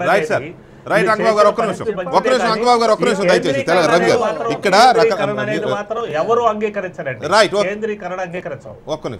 ఇప్పుడు దొనకొండ అనేది ఇప్పుడు అది ముగిసిన అధ్యాయం, దాని గురించి ఎక్కువగా చర్చించడం, అమరావతి ప్రాశస్త్యాన్ని ఎంతగా ప్రశంసించడం వల్ల పెద్ద ఉపయోగం అనేది అది అయిపోయింది. అంకబాబు గారు చెప్తున్న దాంట్లోనే సగం సమాధానం ఉంది. 30,000 ఎకరాలు తీసుకున్నారంటున్నారు, 10,000 ఎకరాలే మిగులుతుంది ప్రభుత్వానికని. 20,000 ఎకరాలు ఎవరికి పోతుందండి? 10,000 ఎకరాలు ఏమో ఆ సోకాల్ స్పాన్సర్ వరకు, బిల్డర్ వరకు ఆయనకు పోతుంది. మిగిలిన 10,000 ఎకరాలు కూడా ఆయన చేతుల్లోనే ఉంటుంది. రైతులకు ఎక్కడ ఇస్తారు, ఎలా ఇస్తారు, ఏ దశలో ఇస్తారు అన్న దాని మీద ఏమి స్పష్టత లేదు. ఒక మాట, ఇంకొక 40% ఈ roads and other development green environmental అది పోయినా కానీ ఒక మాట, మనం ఇప్పటికే జిఎంఆర్ రోడ్లు ఇక్కడ ఉన్నాం కాబట్టి అంకబాబు గారు మేము కూడా ఉన్నాము, మీకు తెలుసు. 10 ఏళ్ల కింద వరకు మేము కూడా చూస్తున్నాము కాబట్టి మాకు తెలుసు. ఇక్కడ అంకబాబు గారు మాకు కూడా తెలుసు, రవి గారు మేము కూడా తిరిగాము, మేము కూడా క్రీడా రవి గారు ఇవ్వట్లేదని చెప్తాం అనేది సమంజసంగా లేదు. అది కాదు, రైతులు 1000 అమ్ముకుంటారా, గజాలు వాళ్ళు ప్లస్ 200 అనేది వాళ్ళ ఇష్టం. అంకబాబు గారు ఒక్క నిమిషం ఉండండి. అంటే అంకబాబు గారు గజాలు ప్లస్ అంకబాబు గారు ఒక్క నిమిషం ప్లీజ్. ఒక్క మాట అండి, అంకబాబు గారు ఒక్క నిమిషం ఉండండి. ఒక్క మాట. రైట్ అంకబాబు గారు ఒక్క నిమిషం ఉండండి. బాబు గారు ఇప్పుడు 30,000 ఎకరాలు సేకరిస్తున్నారు. ఇందులో 3వ వంతు మాత్రమే ప్రభుత్వానికి మిగులుతుందని ఒక వాస్తవం. మిగిలిన 2 వంతులు ఆ బిల్డర్ మీద మీరు పూర్తి చేయండి. ఇంకొకటి రోడ్లు వేస్తారంటే సేకరణకి సమీకరణకి చాలా తేడా ఉంది. మనం ఇష్యూ డైవర్ట్ అవుతున్నాం. నాకు తెలిసి మనం టాపిక్ డైవర్ట్ అవుతున్నాం అండి. మనం టాపిక్ డైవర్ట్ అవుతున్నాం. అంటే ఈ 20,000 ఎకరాలు వాళ్ళ దగ్గర ఉండడానికి నవనగరాలకు కూడా సంబంధం ఉందనేది అజంప్షన్ కాదు, జరిగే అభిప్రాయం. జరగబోయేది కూడా అదే, లేకపోతే ఇవన్నిటికీ లేదు. ఇంకో 3వ మాట, చంద్రబాబు నాయుడు గారు క్లారిఫై చేసినంత మాత్రాన నమ్మే పరిస్థితి కూడా ఇక్కడ లేదు. అది కూడా అంకబాబు గారు గుర్తించాలి. ఎందుకు నమ్మకూడదు? వాస్తవాలను బట్టి చూడాలి. 22వ తారీఖు అనేక వాస్తవాలు మీరే చూపించారు. చెప్తున్నాను. సెప్టెంబర్ 4న ఒక రకమైన ఇంత చర్చలు ఏమైనా ఒక చిన్న క్లారిఫికేషన్ నేను కాదనలే. సెప్టెంబర్ 4న ఒక వార్త వచ్చింది. ఒక్క నిమిషం సార్ అంకబాబు గారు ప్లీజ్ ఒక్క నిమిషం ప్లీజ్ ఒక్క నిమిషం. మనం ఆ రోజు ఒక వార్త చూసాం, ఈ రోజు ఒక వార్త చూస్తున్నాం. ముఖ్యమంత్రిగా ఆయన క్లారిఫికేషన్ ఇచ్చిన నమ్మే పరిస్థితి లేదంటే ఎందుకు నమ్మకూడదు అనేది నా క్వశ్చన్. నేను చెప్తుంది ఈ క్షణంలో నమ్మే పరిస్థితి ఉండదు. ఆచరణను బట్టి ప్రజలు పరీక్షించుకుంటారని నేను చెప్తున్నాను. ఎందుకంటే సెప్టెంబర్లో ఒక స్టేట్మెంట్, అక్టోబర్లో కలపడినప్పుడు ఎవరైనా ఆ మాట రవి గారు అన్న మాట అనాల్సింది. ఇప్పుడు ఒక మాట ఏమిటంటే కౌపీన సంరచనార్థం మయా పటాటం అన్నట్టు ఈ భూములు ఇచ్చిన వాళ్ళకు మేము ఇవ్వాల్సింది వచ్చింది కదా అని రాజేంద్ర ప్రసాద్ గారు 3. ఇంత అవసరమా 30,000 ఎకరాలు? ఏమన్నా ప్రభుత్వ భూమి ఉన్న చోట అయితే కనుక ఇప్పుడు వారు అంటున్నారు 10,000 ఎకరాల్లోనే అనేది ప్రభుత్వం దగ్గర ఉంటుంది, మిగతా 20 ఎకరాలు ప్రైవేట్ పీపుల్ పోతుంది. నవ సెక్టార్లు అనేవి ఈ ప్రైవేట్ పీపుల్కి పోతుంది, హ్యాండ్ ఓవర్ పోతుంది. ఎవరు కాలు పెట్టినా కానీ అమరావతిలో గ్రీనరీకి వెళ్ళిపోద్దండి. ఏమంటే ఇక్కడ ఎంఆర్ ప్రాపర్టీస్ చూసాము, చాలా చూసాము. అవన్నీ ఎవరి దగ్గర ఉన్నాయో, ఎన్ని కేసులు నడిచాయో వాటి మీద మనమే పుస్తకాలు ప్రచురించాం మనం. అప్పుడు చంద్రబాబు గారు ప్రారంభించిన ఎంఆర్ ప్రాపర్టీస్ ఇవే షరతులు. ఇప్పుడు ఇవన్నీ చూసినట్టే, ఇవన్నీ రీఫార్మ్స్లో చూసినట్టే ప్రపంచ విపణిలో జరుగుతున్న జిమ్మికులు లేండి, ఏం పెద్ద కాదు. ఇప్పుడు మీరు రోడ్లు అంటున్నారు, రోడ్లు కూడా లోపల 10,000 ఎకరాల లెక్క వస్తాయి కానీ అదనంగా రావు. కాకపోతే నేనేమంటున్నానంటే ఇంత భూమి అవసరమా? ఎక్కడైనా ప్రభుత్వ భూమి ఉన్నప్పుడు తీసుకుంటే ఇటువంటి సమస్యలు ఉత్పన్నం కాదు. కానీ ఈ దినము ఈ భూమి కావాలని ఈ భూమి తీసుకుంటే ఆ భూమి డెవలప్ చేసేదానికి అన్ని రకాలుగా అక్కడికే తరలించకపోతుంటే ఇది వికేంద్రీకరణకు ఎట్లా దారితీస్తుంది, కేంద్రీకరణకు దారితీస్తుంది అనేది మా అందరి అభిప్రాయం. కేంద్రీకరణ అనేది జరిగితే కనుక అది మళ్ళీ మరో దారి తీసే పరిస్థితులు ఉన్నాయనేది మేము అనేది. మీరు ఇప్పుడే అంటున్నారు కేంద్రీయ ఆఫీసులు కేంద్ర కార్యాలయాలు ఉంటాయేమో ఆ సెక్టార్లలోనే మీరు ఎక్స్ప్రెస్ చేశారు. కానీ మరి డిజిటలైజేషన్ అయిపోయినాక టెక్నాలజీ పెరిగిన తర్వాత ఈ గవర్నెన్స్ వచ్చిన తర్వాత ఇంతటి ఆఫీసులు ఇంత సెక్టార్లు నవ సెక్టార్లు అవసరమా నేను అడిగేది.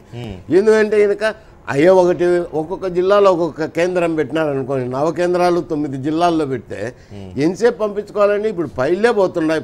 ఫైలే ఈ గవర్నెన్స్లో టెక్నాలజీ ద్వారా ఈమెయిల్ ద్వారా పోతున్నాయి. మరి ఏం మోసపోయేది ఉంది, ఖర్చులు అవుతాయనేది కూడా లేదు.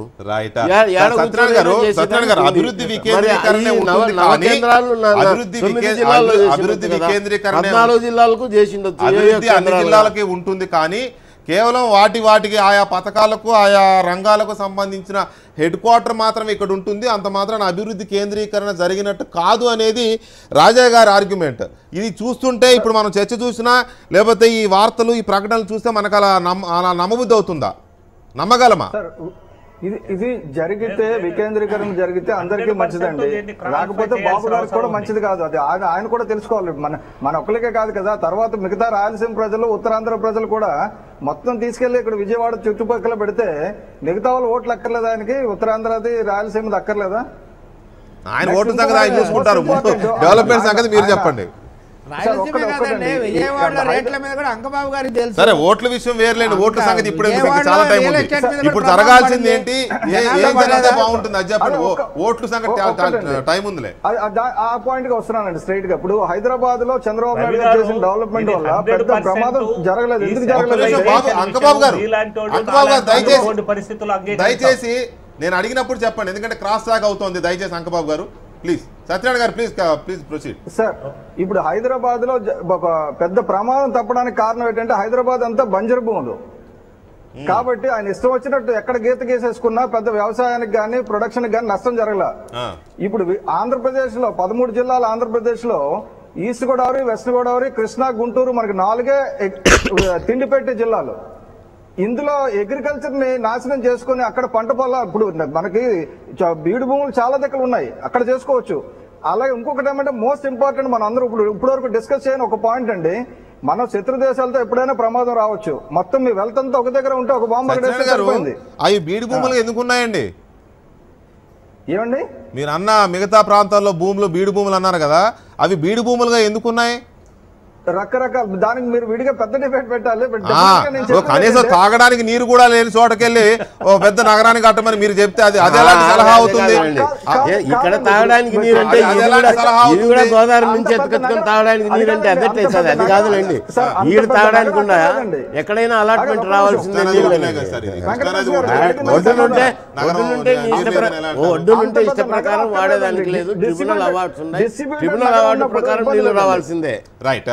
రాజా గారు మీరు ఇందాక అన్నారు డెవలప్మెంట్ అంతా అన్ని చోట్ల ఉంటుంది, కానీ ఇక్కడ మాత్రం హెడ్ క్వార్టర్స్ ఆఫీసులు మాత్రమే ఉంటాయి, ఏదో వాషింగ్టన్ లో ఉన్నట్టుగా అని మీరు అన్నారు. రైట్, అదేదో కన్విన్సింగ్ గా చెప్పారని నేను అనుకున్నా.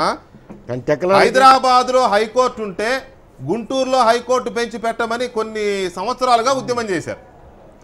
రాష్ట్ర విభజన వార్తలు వస్తున్నప్పటి నుంచి కర్నూలులో హైకోర్టు పెట్టమని అడుగుతున్నారు. కర్నూలులో హైకోర్టు పెట్టి అమరావతిలోనే హైకోర్టు బెంచి తర్వాత ఇంకొక బెంచ్ వైజాగ్లో ఇట్లా పెట్టుకోవచ్చు కదా. హైకోర్టు కూడా మీరు ఇప్పుడు న్యాయనగరం అని ఒక పేరు పెట్టి దాన్ని కూడా ఇక్కడే పెట్టే ప్రయత్నం జరుగుతోంది. దీన్ని కూడా అలాగే తీసుకోమంటారా? ఎగ్జాంపుల్ కోసం అడుగుతున్నా సార్. ఇప్పుడు ఓకే మీరు బెస్ట్ ఎగ్జాంపుల్ చెప్పారు, కోట్ చేశారండి. ఒకటి ఏంటంటే మైసూర్ రెడ్డి గారు, రవి గారు తాము పట్టిన కుందేళ్ళకి 3 కాళ్ళు అది మూడే కాళ్ళని మీరు అనుకుంటున్నారు, మేము అనడంలే. మీరు ఇతర ప్రాంతాల మనోభావాలు కూడా దృష్టిలో పెట్టుకోకుండా వాదనలు ఇక్కడ టీవీలో చేసినంత మాత్రం ఉపయోగం లేదు అని చెప్తాను. నేను మైసూరారెడ్డి గారు, మీరు సుదీర్ఘకాలం మంత్రిగా ఉన్నారు, మనం ఎంత చేసుకున్నాం అనేది ప్రజలందరికీ తెలుసు. దాని గురించి నేను మాట్లాడలా, ఎందుకంటే వ్యక్తిగతంగా నేను మాట్లాడదలుచుకున్నా, వ్యక్తిగతంగా అవసరం లేదు, చెప్పదలుచుకున్నా. కృష్ణ అదే నేను చెప్పేదండి. కృష్ణ గారు మాట్లాడిన దానికి హైకోర్టు అనేది మన యొక్క ప్రపోజలు, మన యొక్క ఆలోచన. ఇప్పుడు ఈవెన్ న్యాయ నగరము, పరిపాలనా నగరము, లేకపోతే ఆరోగ్య నగరము, పర్యాటక నగరం, ఇవన్నీ కూడా మనం చెప్పింది ఏంటంటే అడ్మినిస్ట్రేటివ్ కాన్సెప్ట్లో సెంట్రలైజేషన్ కోసం పెట్టుకున్న అంశాలే తప్పితే డీసెంట్రలైజేషన్ కాన్సెప్ట్ని ఎక్కడ కూడా డీవియేట్ అవ్వట్లేదు ముఖ్యమంత్రి చంద్రబాబు నాయుడు గారు అని చెప్పే దాంట్లో నాకు చాలా స్పష్టమైన ఆలోచన ఉంది అని చెప్పి నేను చెప్పడానికి నేను ప్రయత్నిస్తాను సార్. రెండో అంశం ఏంటంటే ఇవాళ మనం ఏ రకంగా మాట్లాడుకున్నా భూసేకరణకి భూ సమీకరణకి చాలా తేడా ఉందండి. ఇవాళ స్వచ్ఛందంగా రైతులు ముందుకు వచ్చి ఈ యొక్క ప్రాంతంలో రాజధాని ఉండాలని చెప్పి భావించి ఖచ్చితంగా స్వచ్ఛందంగానే అండి, అందులో డిస్ప్యూటే లేదు. ఇవాళ దానికి కూడా ప్రభుత్వం స్పందించి రైతులు కోరిన మీదకి 1000 గజాలు ప్లస్ 200 ఏది కమర్షియల్ పర్పస్కి, అట్లాగే జరుగుకి 1000 గజాలు 450 గజాలు ఏది మామూలుగా కమర్షియల్ పర్పస్కి ఇస్తే దాన్ని కూడా మనం తప్పు పడతా ఉంటుంటే ప్రభుత్వం ఏం చేసుకుంటుంది? 10,000 గజాలు దాన్ని ఏదో వేరేగా చేయడానికి స్పాన్సర్షిప్స్ అని చెప్పి మనం పక్కదారి పట్టడం అనేది తప్పండి నాకు తెలిసినంత వరకు. ఇప్పుడు ఎవరో కౌలు రైతులు కొద్దిగా ఏదో దూరంగా ఉన్న వాళ్ళు తప్ప భూమి మీద ఆధారపడే వాళ్ళు డెఫినెట్ గా దీన్ని హర్షించరండి. అక్కడ పూల తోటలు ఉన్నాయి, బోల్డంత మంది అమ్మాయిలు 2-3. ఇప్పుడు సత్యనారాయణ గారు my humble request to you, జరిగిపోయింది భూ సమీకరణ ఆ అధ్యాయాన్ని దాటేసాం మనం. ఇప్పుడు జరగాల్సిందల్లా రాజధాని ఏంటి, అభివృద్ధి ఏంటి, ఏది ఎక్కడ ఉండాలి, ఏ జిల్లాలో ఏ రిసోర్సెస్ ఉన్నాయి అనేది దీని మీద మాట్లాడుకోవాలి. కానీ ఇప్పుడు మళ్ళీ పూలు పండించారు, పండ్లు పండించారు, కూరగాయలు నిజమే అవన్నీ పండించారు, కానీ అదంతా అయిపోయింది కదా. ఇప్పుడు దాని గురించి మీరేదో విమర్శలు ప్రతి విమర్శలు జోలికి వెళ్తే టైం వేస్ట్ కార్యక్రమం తప్ప ఇంకోటి కనిపించట నాకైతే. దయచేసి ఆ టాపిక్ కాకుండా మనం ఇంకో టాపిక్ ఉదాహరణకి మీరే చెప్పండి, సత్యనారాయణ గారు మీరే చెప్పండి, మీరే చెప్పండి. ఇంతకుముందు నేను రాజా గారిని హైకోర్టు గురించి అడిగా. అట్లాగే స్పోర్ట్స్కు సంబంధించి వైజాగ్లో ఆల్రెడీ ఒక మంచి స్టేడియం ఉంది, ఇంటర్నేషనల్ క్రికెట్ మ్యాచ్లు జరుగుతున్నాయి వైజాగ్లో. అలాగే ఆ చుట్టుపక్కల జిల్లాల్లో శ్రీకాకుళము, విజయనగరం ఇలాంటి చోట్ల బాక్సింగ్ అని లేకపోతే ఆర్చరీ అని ఇలాంటిలో ఒలింపిక్స్కి వెళ్ళిన క్రీడాకారులు ఉన్నారు. అంటే ఉత్తరాంధ్రలో ఖచ్చితంగా స్పోర్ట్స్ పొటెన్షియాలిటీ ఉంది, స్కిల్స్ ఉన్నాయి. స్పోర్ట్స్ సిటీగా వైజాగ్నో ఇంకో దాన్నో ఎందుకు చేయకూడదు? అక్కడ స్పోర్ట్స్ సెంటర్గా పెట్టి అక్కడ అకాడమీస్ అని అక్కడ పెట్టి అక్కడ ఎందుకు చేయకూడదు? దాన్ని కూడా అమరావతి దగ్గర ఎందుకు పెట్టుకోవాలి? డెఫినెట్ గా తప్పండి. నేను మైసూరు రెడ్డి గారితో ఈ విషయంలో ఏకీపిస్తున్నాను. 9 జిల్లాల్లో 9 స్పెషాలిటీస్ పెట్టండి. అడ్మినిస్ట్రేటివ్ గా ఉన్న బిల్డింగ్ తీసుకుపోయి అక్కడ అమరావతి లోపల పెట్టుకోవచ్చు కదా, మళ్ళీ పైన ఎందుకు? సార్ చెప్పండి రాజా గారు, చెప్పండి. వెంకటకృష్ణ గారు ఒక్క విషయం, వైజాగ్లో మెగా సిటీ డెవలప్ చేయాలని, విశాఖ అంతర్జాతీయ విమానాశ్రయంగా పెట్టాలని, అట్లాగే విసిఐసి పారిశ్రామిక వాడిని, మెట్రో రైల్ని, ఇండియన్ ఇన్స్టిట్యూట్ ఆఫ్ మేనేజ్మెంట్ని, ఇండియన్ ఇన్స్టిట్యూట్ ఆఫ్ ఫారెన్ ట్రేడ్ని మెగా ఐటీ హబ్గా, ఎలక్ట్రానిక్ ఉత్పత్తుల కేంద్రం, అట్లాగే ఇన్ఫర్మేషన్ అండ్ ఇన్స్టిట్యూషన్ ఆఫ్ హబ్గా, ఫుడ్ పార్క్గా, ఎగ్జిబిషన్ అండ్ కన్వెన్షన్ సెంటర్గా, గంగవరం ఎల్ఐసి రైల్వే జోన్. ఇప్పుడు నేను ఎందుకు చెప్తున్నానంటే అండి, ఇవన్నింటినీ కూడా అక్కడ వైజాగ్లో ఇంప్లిమెంట్ చేయాలని చెప్పి ముఖ్యమంత్రి గారి తలంపు చాలా స్పష్టంగా చెప్పడం జరిగింది. దీన్ని డీసెంట్రలైజేషన్ కాదు, దీని సెంట్రలైజేషన్ జరుగుతుంది, అక్కడ నుంచి ఇవన్నీ ఎట్లా తీసుకురాగలుగుతాం? మేము అనట్లేదు సార్, రాజా గారు మీరు అర్థం చేసుకోవాల్సింది, మేము డీసెంట్రలైజేషన్ కాదు ఇదంతా సెంట్రలైజేషన్ మేము అనట్లా. వచ్చిన వార్తలు అలా ఉన్నాయి, వచ్చిన వార్తల ఆధారంగా ఒక చర్చ, మీరు ఇంతో అంతా కాస్త తెలిసిన వారు కాబట్టి మిమ్మల్ని కూర్చోబెట్టుకున్నాను నేను. కాదు ఈ వార్తలు తప్పని కొట్టిపారేయండి, చర్చ ఇక్కడే ఆపేస్తాను. ఈ 9 నగరాలు అనేవి తప్పు, ఈ కాన్సెప్టే తప్పు, ఇది అమరావతి చుట్టూ ఉండేవి కావు, జిల్లాలో వికేంద్రీకరిస్తాను మీరు స్పష్టంగా ఇప్పుడు చెప్పండి, ఈ వార్త తప్పని చెప్పండి, ఇప్పుడే ఆపేస్తా డిబేట్. డీసెంట్రలైజేషన్ కాన్సెప్ట్లో ఖచ్చితంగా ముఖ్యమంత్రి గారు దీనికి సమాధానం చెప్తారండి. నేను చెప్పేది ఒకటే, నేను ఒక్కటే దీని మీద నేను స్పష్టం చేయాల్సిన అవసరం ఉందండి. డీసెంట్రలైజేషన్ డీవియేషన్ లేదు, డీవియేషన్ లేకుండా ఇక్కడ క్యాపిటల్లో సెక్టర్ వైజ్గా వీటిల్ని ఇక్కడ కేంద్రీకరించుకునేలాగా అడ్మినిస్ట్రేటివ్ కాన్సెప్ట్లో ఈ నగరాలు ఏర్పరచుకునే దానికి ప్రకటన చేసింది. సత్యనారాయణ గారు ఒక్క నిమిషం ఉండండి, ఒక్క నిమిషం. రవి గారు, విభజన నాడు రాయలసీమలో 2 రకాల మనోభావాలు మనం చూసాం. తెలంగాణ అని కొందరు, సపరేట్గా 3 రాష్ట్రాలు చేయాలని కొందరు, ఇట్లా రకరకాల చర్చలు చూసాం. సరే తర్వాత ఏదో విభజన జరిగిపోయింది, దాని గురించి ఇప్పుడు మనం అనుకున్న పెద్ద ప్రయోజనం లేదు. కానీ ఈ జరుగుతున్న పరిణామాలు కానీ, ప్రభుత్వం ఆలోచిస్తున్న ధోరణి కానీ, అటు ఉత్తరాంధ్ర ఇటు రాయలసీమ ప్రజల ఆశలు ఆకాంక్షల దిశగా వెళుతుందని మనం అనుకోవచ్చా? ఎందుకంటే అప్పుడే అక్కడక్కడ మనం అంత తీసి పారేయలేని కొన్ని విమర్శలు లేకపోతే అసంతృప్తులు, అసమ్మతి స్వరాలు వినబడుతున్నాయి. ఉదాహరణకు టీజీ వెంకటేష్ గారు అప్పుడప్పుడు మైసూర్ రెడ్డి గారి గతంలో నా చర్చలోనే నా డిబేట్ అని ప్రకటించేశారు. ఆల్రెడీ చాలా సీరియస్ ఇది ఎదుర్కోవాల్సి ఉంటుంది. ఇప్పుడు కుప్పం నుంచేమో ప్రభుత్వాధినేత, పులివెందుల నుంచేమో ప్రతిపక్ష నేత. కాబట్టి రాయలసీమలో ఉండే భావాలు అవన్నీ వాళ్ళకి తెలియదని చెప్పి మనం ఏమాత్రం అనుకోలేము. ఇక రెండవది ఉత్తరాంధ్ర గురించి మీరు ఇందాక చాలా చెప్తున్నారు. ఉత్తరాంధ్ర దాని పొటెన్షియల్ దాని మీద చాలా చర్చ జరుగుతుంది. నేను పట్టిన కుందేటికి 3 కాళ్ళు అనలేదు. దాన్ని ఆ విషయం వదిలేద్దాము. రాజధాని ఏదో అమరావతి అయిపోయింది, దాని మీద కేంద్రీకరించి ఏం చేయాలనే దాని గురించి తప్పనిసరిగా ఈ సందేహాలను పెంచే విధంగా ఉంది. ఇప్పుడు వచ్చిన ఈ నవనగరాల నేను చదివాను, ఇంగ్లీష్ పత్రికల్లో ఇంకా వివరంగా ఇచ్చారు. ఏమని ఇచ్చారంటే ఇక్కడ వీళ్ళంతా ఉంటారు, వీళ్ళకి ఇక్కడ వైద్యశాలలు ఉంటాయి, కానీ ప్రత్యేక వైద్య కేంద్రంగా హెల్త్ సిటీ ఉంటుంది.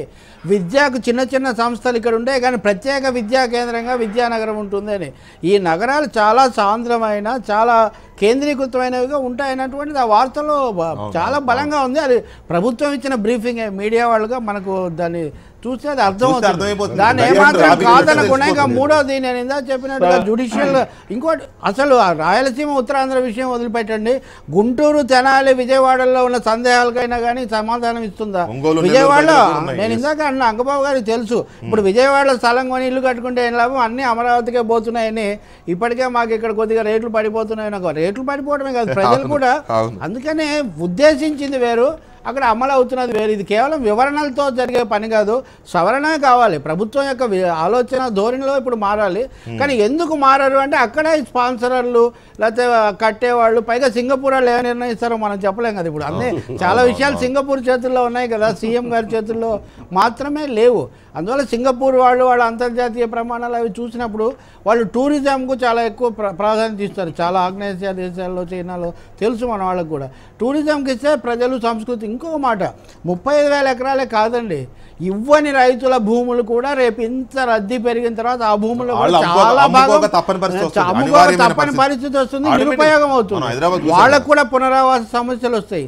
ఇంత దీర్ఘకాలమైన ఆలోచన చేశారా చంద్రబాబు నాయుడు గారు? అనుభవజ్ఞులే.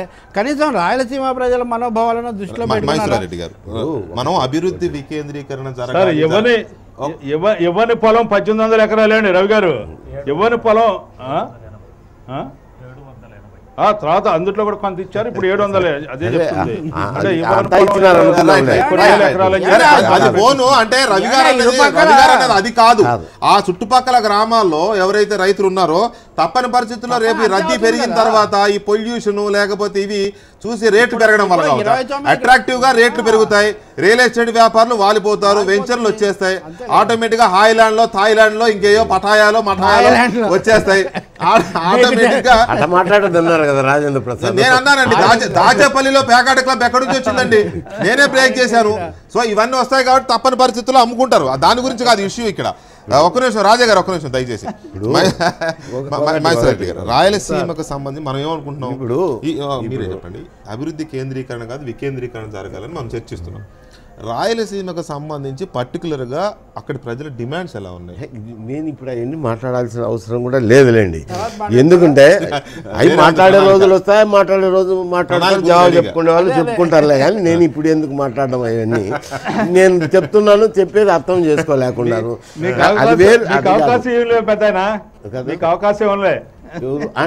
నాకు అవకాశం మీరెట్టిస్తారులే, కానీ మీ దగ్గర నుంచి నేను తీసుకుంటానులే, ఏమో ఇబ్బంది లేదు. అది ఒక తూరు తీసుకున్నాం మళ్ళీ తీసుకొని చూపిస్తానులే, కానీ అది వేరు విషయం. ఒకటి మీరు అంటున్నదంతా కూడా ఒకటి అయిపోయినాయి అంటే ఇప్పుడు ఏదైపోయినాయి పేర్లు పెట్టుకోండొచ్చు, అన్ని పేర్లు పెట్టుకున్నంత మాత్రాన అయిపోయినట్టు కాదు. ఈ దినమే ఈ మాట అంటే రేపొద్దున అన్నీ అయిపోయినాయి కదా నువ్వు మాట్లాడొద్దు అంటారు. అవి కాదు సమస్య. ఏదైతే ఉందో ఇప్పుడు ఒకటే ఉంది, ఆయన వికేంద్రీకరణ మేము అడ్మినిస్ట్రేటివ్ ఆఫీసర్స్ అన్నప్పుడు ఆ పేపర్లో వచ్చిన ప్రకారం అయితే కనుక రవి గారు చెప్పినట్టయితేనే క్లియర్గా ఉన్నాయి. క్లియర్గా ఉన్నప్పుడు ఇవి ఏ జిల్లాకు ఆ జిల్లా ఒక్కొక్క జిల్లాలో పెట్టినప్పుడు ఏదైనా కానీ ఆఫీస్ అడ్మినిస్ట్రేషన్కి అవసరమైనవి అంత పెద్ద అవసరాలు కూడా లేవు. ఇప్పుడు ఆఫీసులు పెట్టాల్సినంత అవసరం కూడా లేదు. అన్నీ ఈ గవర్నెన్స్ వచ్చింది. ఈ గవర్నెన్స్ వాళ్ళే ఇచ్చినారు, ట్యాబులు ఇచ్చినారు, మంత్రులకే ఇచ్చి ట్యాబులు తెలుసుకున్న ఏదో వాడండి అంటే కనుక వాళ్ళు నేర్చుకున్న ఏదో పడతాన్నారు కింద మీద. Everything you can transfer. ఇక్కడ నుంచి సాఫ్ట్వేర్ కంపెనీలు అన్నీ ఉన్నాయి. ఇక్కడ ప్రోగ్రామ్ తయారు చేసి అమెరికాకు పంపించడం లేదా? పంపించినప్పుడు ఇది ఏం పెద్ద కాల్ సెంటర్స్ లేవా? అవి పంపించడానికి పెద్ద సమస్య కాదు. నిజంగా మేమనేది అయిపోయింది ఏదో పేరు పెట్టుకున్నాం, అమరావతి అయిపోయింది, ఏదో భూములు తీసుకున్నాం అయిపోయింది, ఇంకా అయిపోయింది కదా, ఇంకేం మాట్లాడద్దు. మీరు మాట్లాడండి, నేనేమి అన్ను కూడా అన్ను. మళ్ళీ జవాబు చెప్పుకునే వాళ్ళు ఎప్పుడు చెప్పుకుంటారు. ఇది ప్రభుత్వం వివరణ ఇవ్వాల్సింది. వికేంద్రీకరణ అనేది లేదు. అన్నీ సెంట్రలైజ్ అయిపోతున్నాయి మొత్తం. ఇంతకుముందు హైదరాబాద్లో ఏ పద్ధతుల్లో జరుగుతుందో సాంప్రదాయం ప్రకారము ఇతరుల ప్రాంతాల్లో, అటు నార్త్ కోస్టల్ ఆంధ్రలో కానీ, ఇటు రాయలసీమలో కానీ, అటు నెల్లూరులో కానీ, ఈవెన్ పక్కనున్న ప్రకాశం జిల్లాలో వాళ్ళ మనోభావాలు కూడా దృష్టిలో పెట్టుకోకుండా ఒంటెత్తు పోకల్లో పోవటం అనేది అది ఈ రాష్ట్ర సమైక్యతకు సమగ్రతకు ఇప్పటికే ఒక మారు భంగపడినారు. మళ్ళీ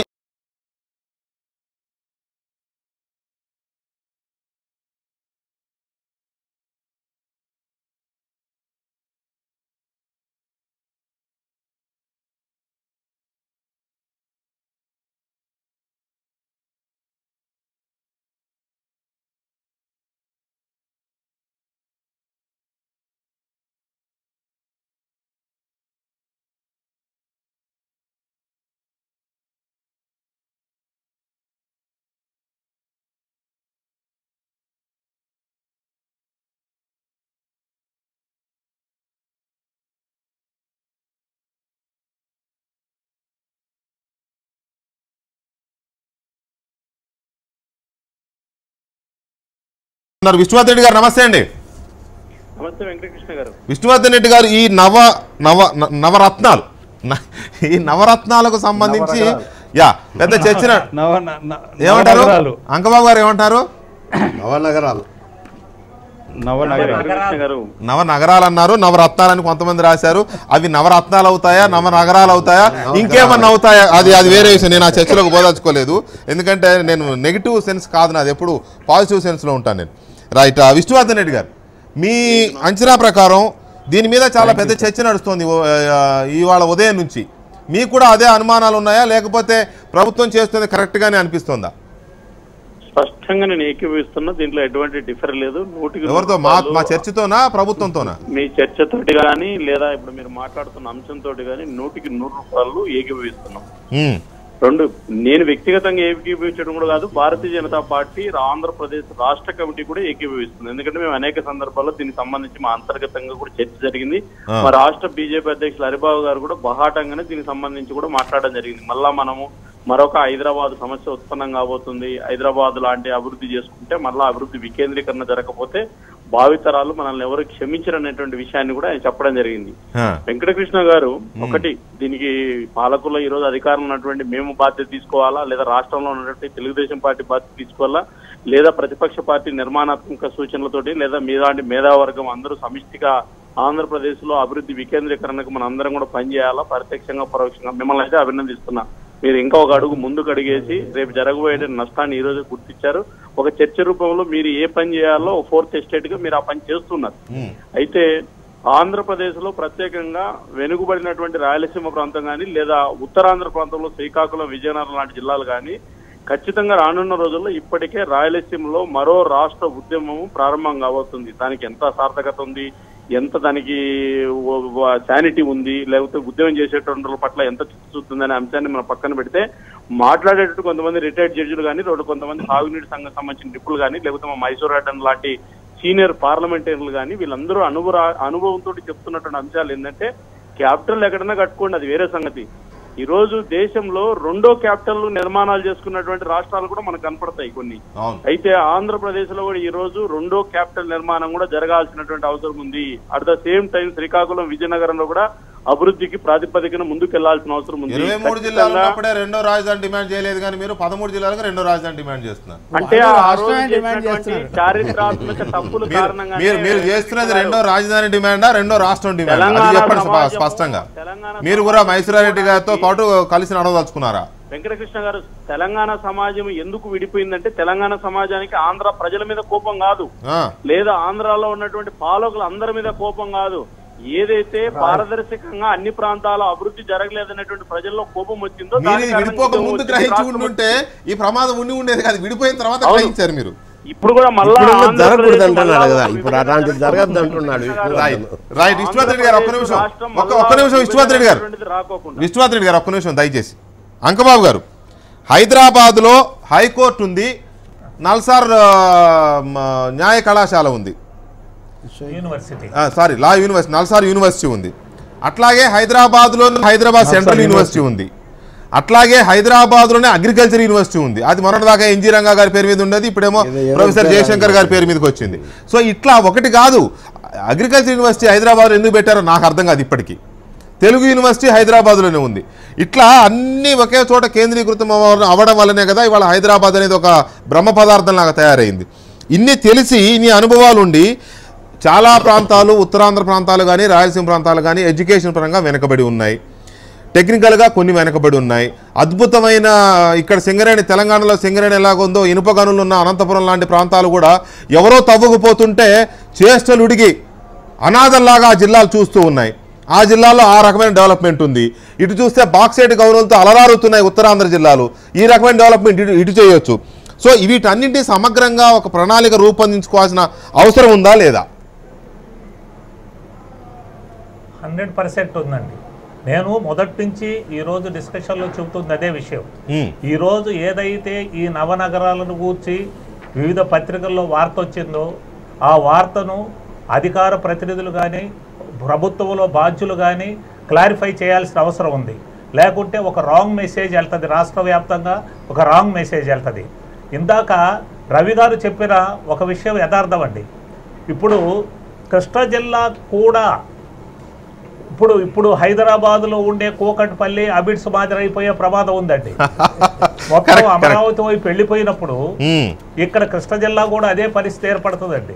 ఎందుకంటే మేము చదువుకునే రోజుల్లో కోటి అబిడ్స్, తర్వాత అమీర్పేట, తర్వాత కూకట్పల్లి, జూబ్లీ హిల్స్, బంజారా హిల్స్, మాదాపూర్, కొండాపూర్ వెళ్ళిపోయినట్టే ఇప్పుడు ఇక్కడ పరిస్థితి కూడా ఓల్డ్ టౌన్ కాదండి, డెడ్ టౌన్ అయిపోద్ది సిటీ విజయవాడ కూడా. రవి గారు చెప్పింది 100% నిజం. ఎందుకంటే అమరావతి అభివృద్ధి చెందిన తర్వాత, అమరావతి కొత్త నగరంగా అన్ని వసతులు ఏర్పడిన తర్వాత విజయవాడలో ఉండాల్సిన అవసరం ఎవరికి లేదు. అందరికి ఇక్కడేమి ఇండస్ట్రీస్ లేవు, ఏమీ లేవు, అంతా అమరావతికి వెళ్ళిపోయే పరిస్థితి ఉందండి.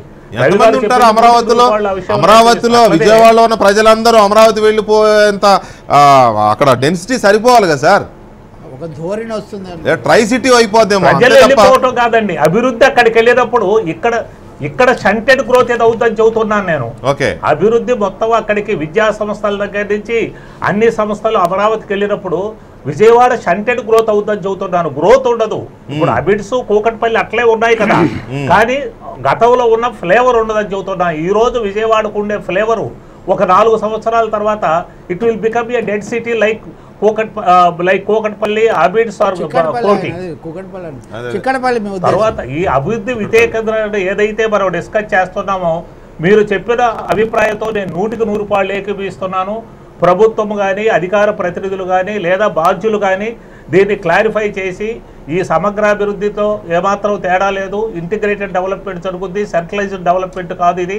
ఈ నవనగరాలు అనే దాని కాన్సెప్ట్ ఏంటో ఒకసారి క్లారిఫై చేస్తే ఈ కన్ఫ్యూజన్ లేకుండా పోద్ది. మీరు అడిగిందని నేను కొద్దిగా కొనసాగింపు చెప్తాను. ఇప్పుడు రాయలసీమలో హైకోర్టు పెడతారా లేదా సమ్మర్ క్యాపిటల్ పెడతారా అనేది ఇక్కడ సమస్య కాదు. ఒక సజీవమైన ప్రజలకు ఉపాధి ఇవన్నీ కల్పించే అభివృద్ధి కేంద్రితమైనటువంటి, ఉత్పాదక కేంద్రితమైన అభివృద్ధి జరగాలి. అటువంటి ఒక విశ్వాసం కూడా ప్రజలకు కలిగించాలి. అలాగే నదీ జలాలకు సంబంధించి రాయలసీమ సమస్యలకు పట్టిసీమ రాయలసీమ ఉపయోగపడుతుంది. ఈ చర్చ కూడా చాలా ఎక్కువగా ఉంది. అసలు ప్రథమ ప్రాధాన్యత నా ఉద్దేశంలో ఇప్పుడు చంద్రబాబు గారు నిన్న ఒక మాట ఇచ్చారు, నాకు 2 ప్రాధాన్యతలు, 1 రాజధాని, 2 పోలవరం అన్నారు. ఉదాహరణకు 2 కళ్ళు అన్నారు. రాజేంద్ర ప్రసాద్ గారికి నచ్చకపోవచ్చు, కానీ ఈ పరిస్థితుల్లో అంత అనుభవం నాయకుడు 2 ప్రాధాన్యతల్లో వెనకబడిన ప్రాంతాలనే దాన్ని ఒక ప్రాధాన్యతగా చేర్చకపోవడం అనేది చాలా. ఇప్పుడు ఆయన ఒకటి చెప్పొచ్చు, పోలవరం నిలుపు పట్టిసీమకు వస్తే ఇక్కడి నుంచి మేము పైనుంచి అక్కడ శ్రీశైలం దగ్గర తీసుకుంటామని. అక్కడ మీరు అన్న దాంట్లో పట్టుసీమ పోలవరం వేరు. పట్టుసీమ వచ్చే తల్లికి అవార్డు లేదు, అదొక చర్చ, చర్చ అనుకోండి. అందుకే నేను నేను దాన్ని ఒప్పుకోవడం లేదు. కానీ వారి వాదన ప్రకారం చూస్తే కూడా వెనకబడిన ప్రాంతాల దాంట్లో లేనే లేదు. కాబట్టి వికేంద్రీకరణ విజయవాడ అంకబాబు చెప్పింది నన్ను బలపరుస్తూ సెకండ్ పార్ట్ ఒకటి ఉంది. ఇదివరకు విజయవాడలో రాజధాని పెట్టాలని కమ్యూనిస్టులు అందరూ అడిగారు. కమ్యూనిస్టులు బలంగా ఉన్నారు కాబట్టి అక్కడ పెట్టలేదు, కర్నూలులో పెట్టారు, ఏదో చాలా చర్చ జరిగింది, అదంతా అయిపోయింది. హైదరాబాద్ విపరీతంగా అభివృద్ధి చెందిన తర్వాత విజయవాడ పూర్వం ఉన్న ప్రాధాన్యత తగ్గిందనే అభిప్రాయం ఇప్పటికే ఉంది. కోటి అబిడ్స్, చిక్కడపల్లి ఇదంతా అయినట్టుగా విజయవాడ రెండోసారి అలాగే మీరు కనుక అమరావతి మీద శృతి మించింది పెడితే ఒక పెద్ద రవాణా కూడలుగా అనేక ఇవన్నీ ఉన్నాయి. విజయవాడ ఇప్పుడు తెనాలిలో ఆంధ్ర ప్యారిస్ అన్నారు, రాజమండ్రి సంస్కరణల కేంద్రం, కాకినాడ, విశాఖపట్నం, విజయనగరం, కర్నూలు, అనంతపురం, ఇవన్నీ ఏం తక్కువైన ఆదోని ఉంది, సెకండ్ బాంబే అనేవాళ్ళు ఒకప్పుడు, నంద్యాల ఉంది, పెద్ద కరెన్సీ. ఈ విధమైన దృష్టి అటువంటి చర్చ ఎక్కడ జరుగుతుంది? మొత్తం శృతి మించిన కేంద్రీకరణే కాదు, కేంద్రీకృత చర్చ అంతా అమరావతి. రాజేంద్ర ప్రసాద్ గారు, ఇందాక సత్యనారాయణ గారు ఏదో 4-5 జిల్లాలు చెప్పండి మినహా, 4-5 జిల్లాలు మినహా మిగతా అంతా కూడా డ్రై డిస్ట్రిక్ట్స్ అన్నారు. నిజమే, డ్రై డిస్ట్రిక్ట్స్ కాదని కాదు. ఉదాహరణకు మీరు అనంతపురంలో 4 జిల్లాలు డ్రై జిల్లాలే, అందులో ఇంకా రెండో సందేహం లేదు. అది ఎప్పుడుకో ఈ హంద్రీ నివాలు, గాలేరు నగర్లు, సుజల స్రవంతులు ఎప్పుడు అవుతాయో తెలియదు, కానీ అప్పటి వరకు డ్రైయే. నేను అనేది ఏంటంటే రాజాగారు మీరే చెప్పండి, అవి డ్రై డిస్ట్రిక్ట్స్, అది వేరే చర్చలేండి, అది చర్చ. అవి డ్రై డిస్ట్రిక్ట్స్ కానీ అక్కడ కూడా సోర్సెస్ కేంద్రీకరణ అక్కడ కూడా రిసోర్సెస్ ఉన్నాయి. అక్కడ డ్రై అయినప్పుడు వేరే రకమైన డెవలప్మెంట్ కి ఛాన్సెస్ ఉన్నాయి. వాటిని ఎందుకు ఐడెంటిఫై చేయలేకపోతున్నారు అనే ప్రశ్నకి మీరేం సమాధానం చెప్తారు? సార్, రాయలసీమ ప్రాంతానికి అదేవిధంగా నార్త్ కోస్ట్లో ఉన్న 3 జిల్లాలు శ్రీకాకుళం, విజయనగరం, వైజాగ్ ఈ 7 జిల్లాలని ప్రత్యేకమైన దృష్టితో ముఖ్యమంత్రి గారు చూస్తానని చూడటం కూడా జరుగుతూ ఉందండి. అందుట్లో ఎలాంటి భేదం కూడా లేదు. రెండోది పోలవరం అనేది రెండో కన్ను అని, రాజధాని పోలవరం రెండో కన్ను అని చెప్పడానికి ప్రయత్నం ఏంటంటే, పోలవరం యొక్క గోదావరి జలాలు కృష్ణా జలాలతో అనుసంధానం ఎప్పుడైతే జరిగిందో దానివల్ల రాయలసీమ ప్రాంతం మేజర్గా అభివృద్ధి చెందింది. పోలవరము రాజధాని రెండు కళ్ళే చెప్పింది. పట్టిసీమ విషయంలో కూడా పట్టిసీమ అనేది నేను ఒక్క నిమిషం చెప్తాను, ఒక్క నిమిషం పెద్ద నేను చెప్పేది. పట్టిసీమ గురించి కూడా పట్టిసీమ విషయంలో అదే నేను చెప్తాను తప్పకుండా. పట్టిసీమ వేరు, పోలవరం వేరు. పట్టిసీమ అనేది టెంపరీ అరేంజ్మెంట్. పోలవరం కంప్లీట్ అయ్యే 3 ఏళ్లలో పట్టిసీమని ద్వారా నీటిని కృష్ణా జలాలతో అనుసంధానం చేసినట్లయితే పైనుంచి వచ్చే నీళ్ళని, కృష్ణా జలాల నీళ్ళని కిందకి డెల్టాకి రాకుండా నాగార్జున సాగర్ దాని ద్వారా 80 TMC ఆఫ్ వాటర్ వాడుకోకుండా డెల్టాలో ఆ 80 TMC ఆఫ్ వాటర్ పైకి ఉపయోగించుకునేలాగా చేయాలనేది ముఖ్యమంత్రి యొక్క ఉద్దేశం ఈ 3 సంవత్సరాల్లో కూడా. దానివల్ల పట్టిసీమ అనేది మనం ప్రవేశపెట్టుకున్నాం. పోలవరం అనేది మేజర్ ప్రాజెక్టు. పోలవరం అనే మేజర్ ప్రాజెక్టు కంప్లీట్ అయినట్లయితే ఖచ్చితంగా రాయలసీమ అభివృద్ధి జరిగింది. గతంలో మనం అనుకున్న రత్నాలసీమను మళ్ళీ రాయలసీమను చూడగలుగుతామని చెప్పి స్పష్టమైన ఆలోచనతో ముఖ్యమంత్రి గారు పోలవరం అనేది రెండో కన్ను అని చెప్పే దాంట్లో ఎలాంటి సందేహం లేదు అని చెప్పి నా యొక్క అభిప్రాయం. పోలవరం అంటున్నారు, ఆయన రెండో కన్ను అంటున్నారు, నేను కాదనడంలా. కానీ ఆడ 100 కోట్లు మాత్రమే ఖర్చు పెట్టింది ఇంతవరకు. దాని గురించి డబ్బులు తెచ్చే ప్రయత్నం కానీ దాని గురించి పూర్తి అవుతుందని, ఎందుకంటే అక్కడ ఉండే పోలవరం అథారిటీ అయినా దండం పెట్టి పోతున్నాడు, నేను ఈడాన్ని మంచి ఆఫీసరే కాదని నేను అటువంటి ఆయన పోతున్నారు.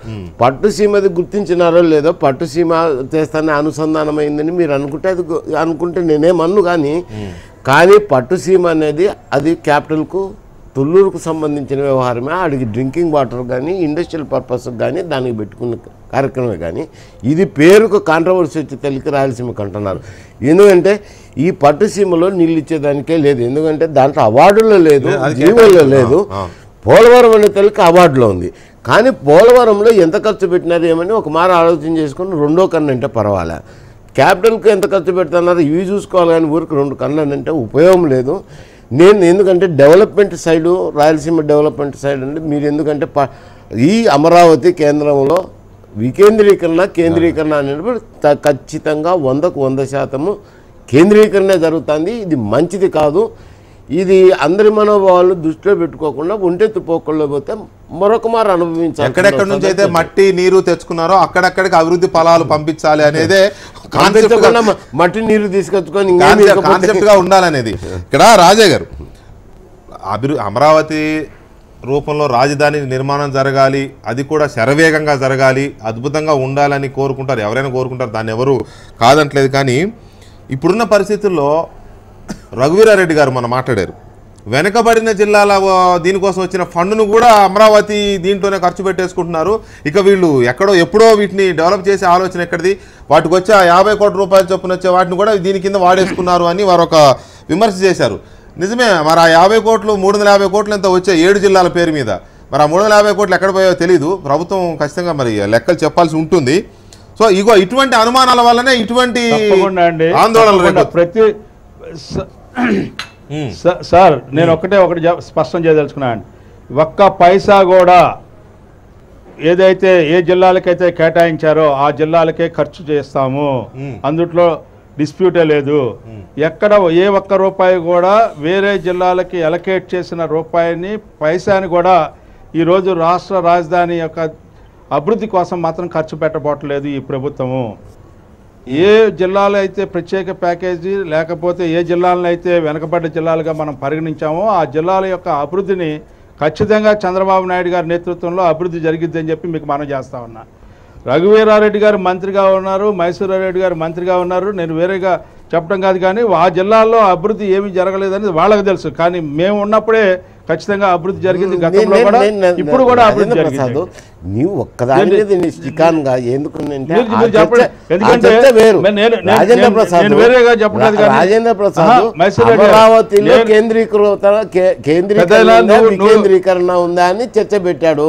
దానికే పరిమితంగా ఇతర జిల్లాల నుంచి డబ్బులు కేంద్రీకరణే ఉంది. నేను ఖచ్చితంగా చెప్తున్నాను. సరే మీరు చెప్పండి, మీరు చెప్పేది మేము చెప్పేసినాము కేంద్రీకరణ ఉందని. కానీ ఇతర జిల్లాల నుంచి మేము డబ్బులు వాడలేదన్నారు. ఒక్క నెల మన వెంకటకృష్ణ గారే మళ్ళీ పిలుస్తారు. ఒక్క నెల ఆగితే ఏమిటి అవన్నీ వస్తాయి కదా. ఉండండి, తేళ్లు పాములు టంకుపెట్టలో నుంచి వచ్చినప్పుడు వస్తే అందరికీ తెలుస్తుంది. శీతాకాల సమావేశాల ముందు మళ్ళీ ఇవన్నీ లెక్కలు వస్తాయి. అప్పుడు మైసూరారెడ్డి గారు, మీరు అందరం మళ్ళీ కూర్చుంటాం.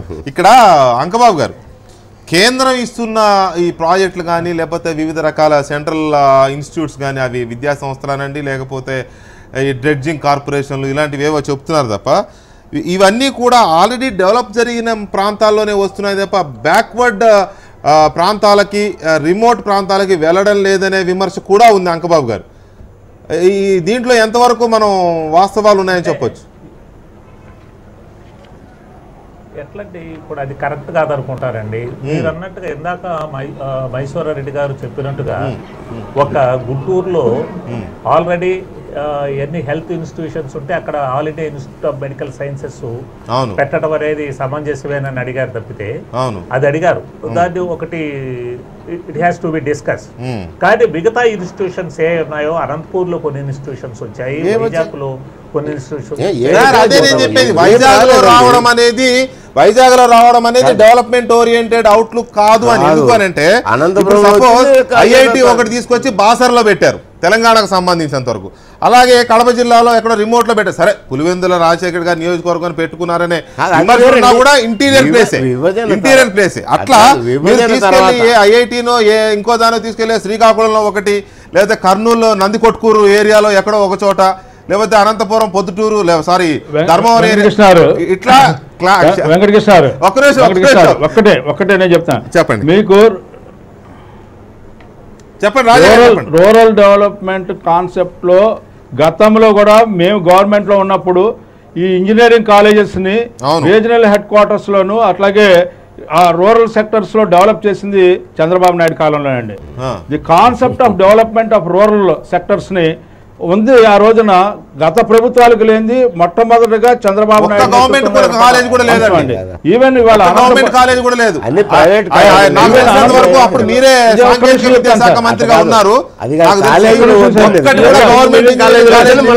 ఏర్పాటు చేయలేదు.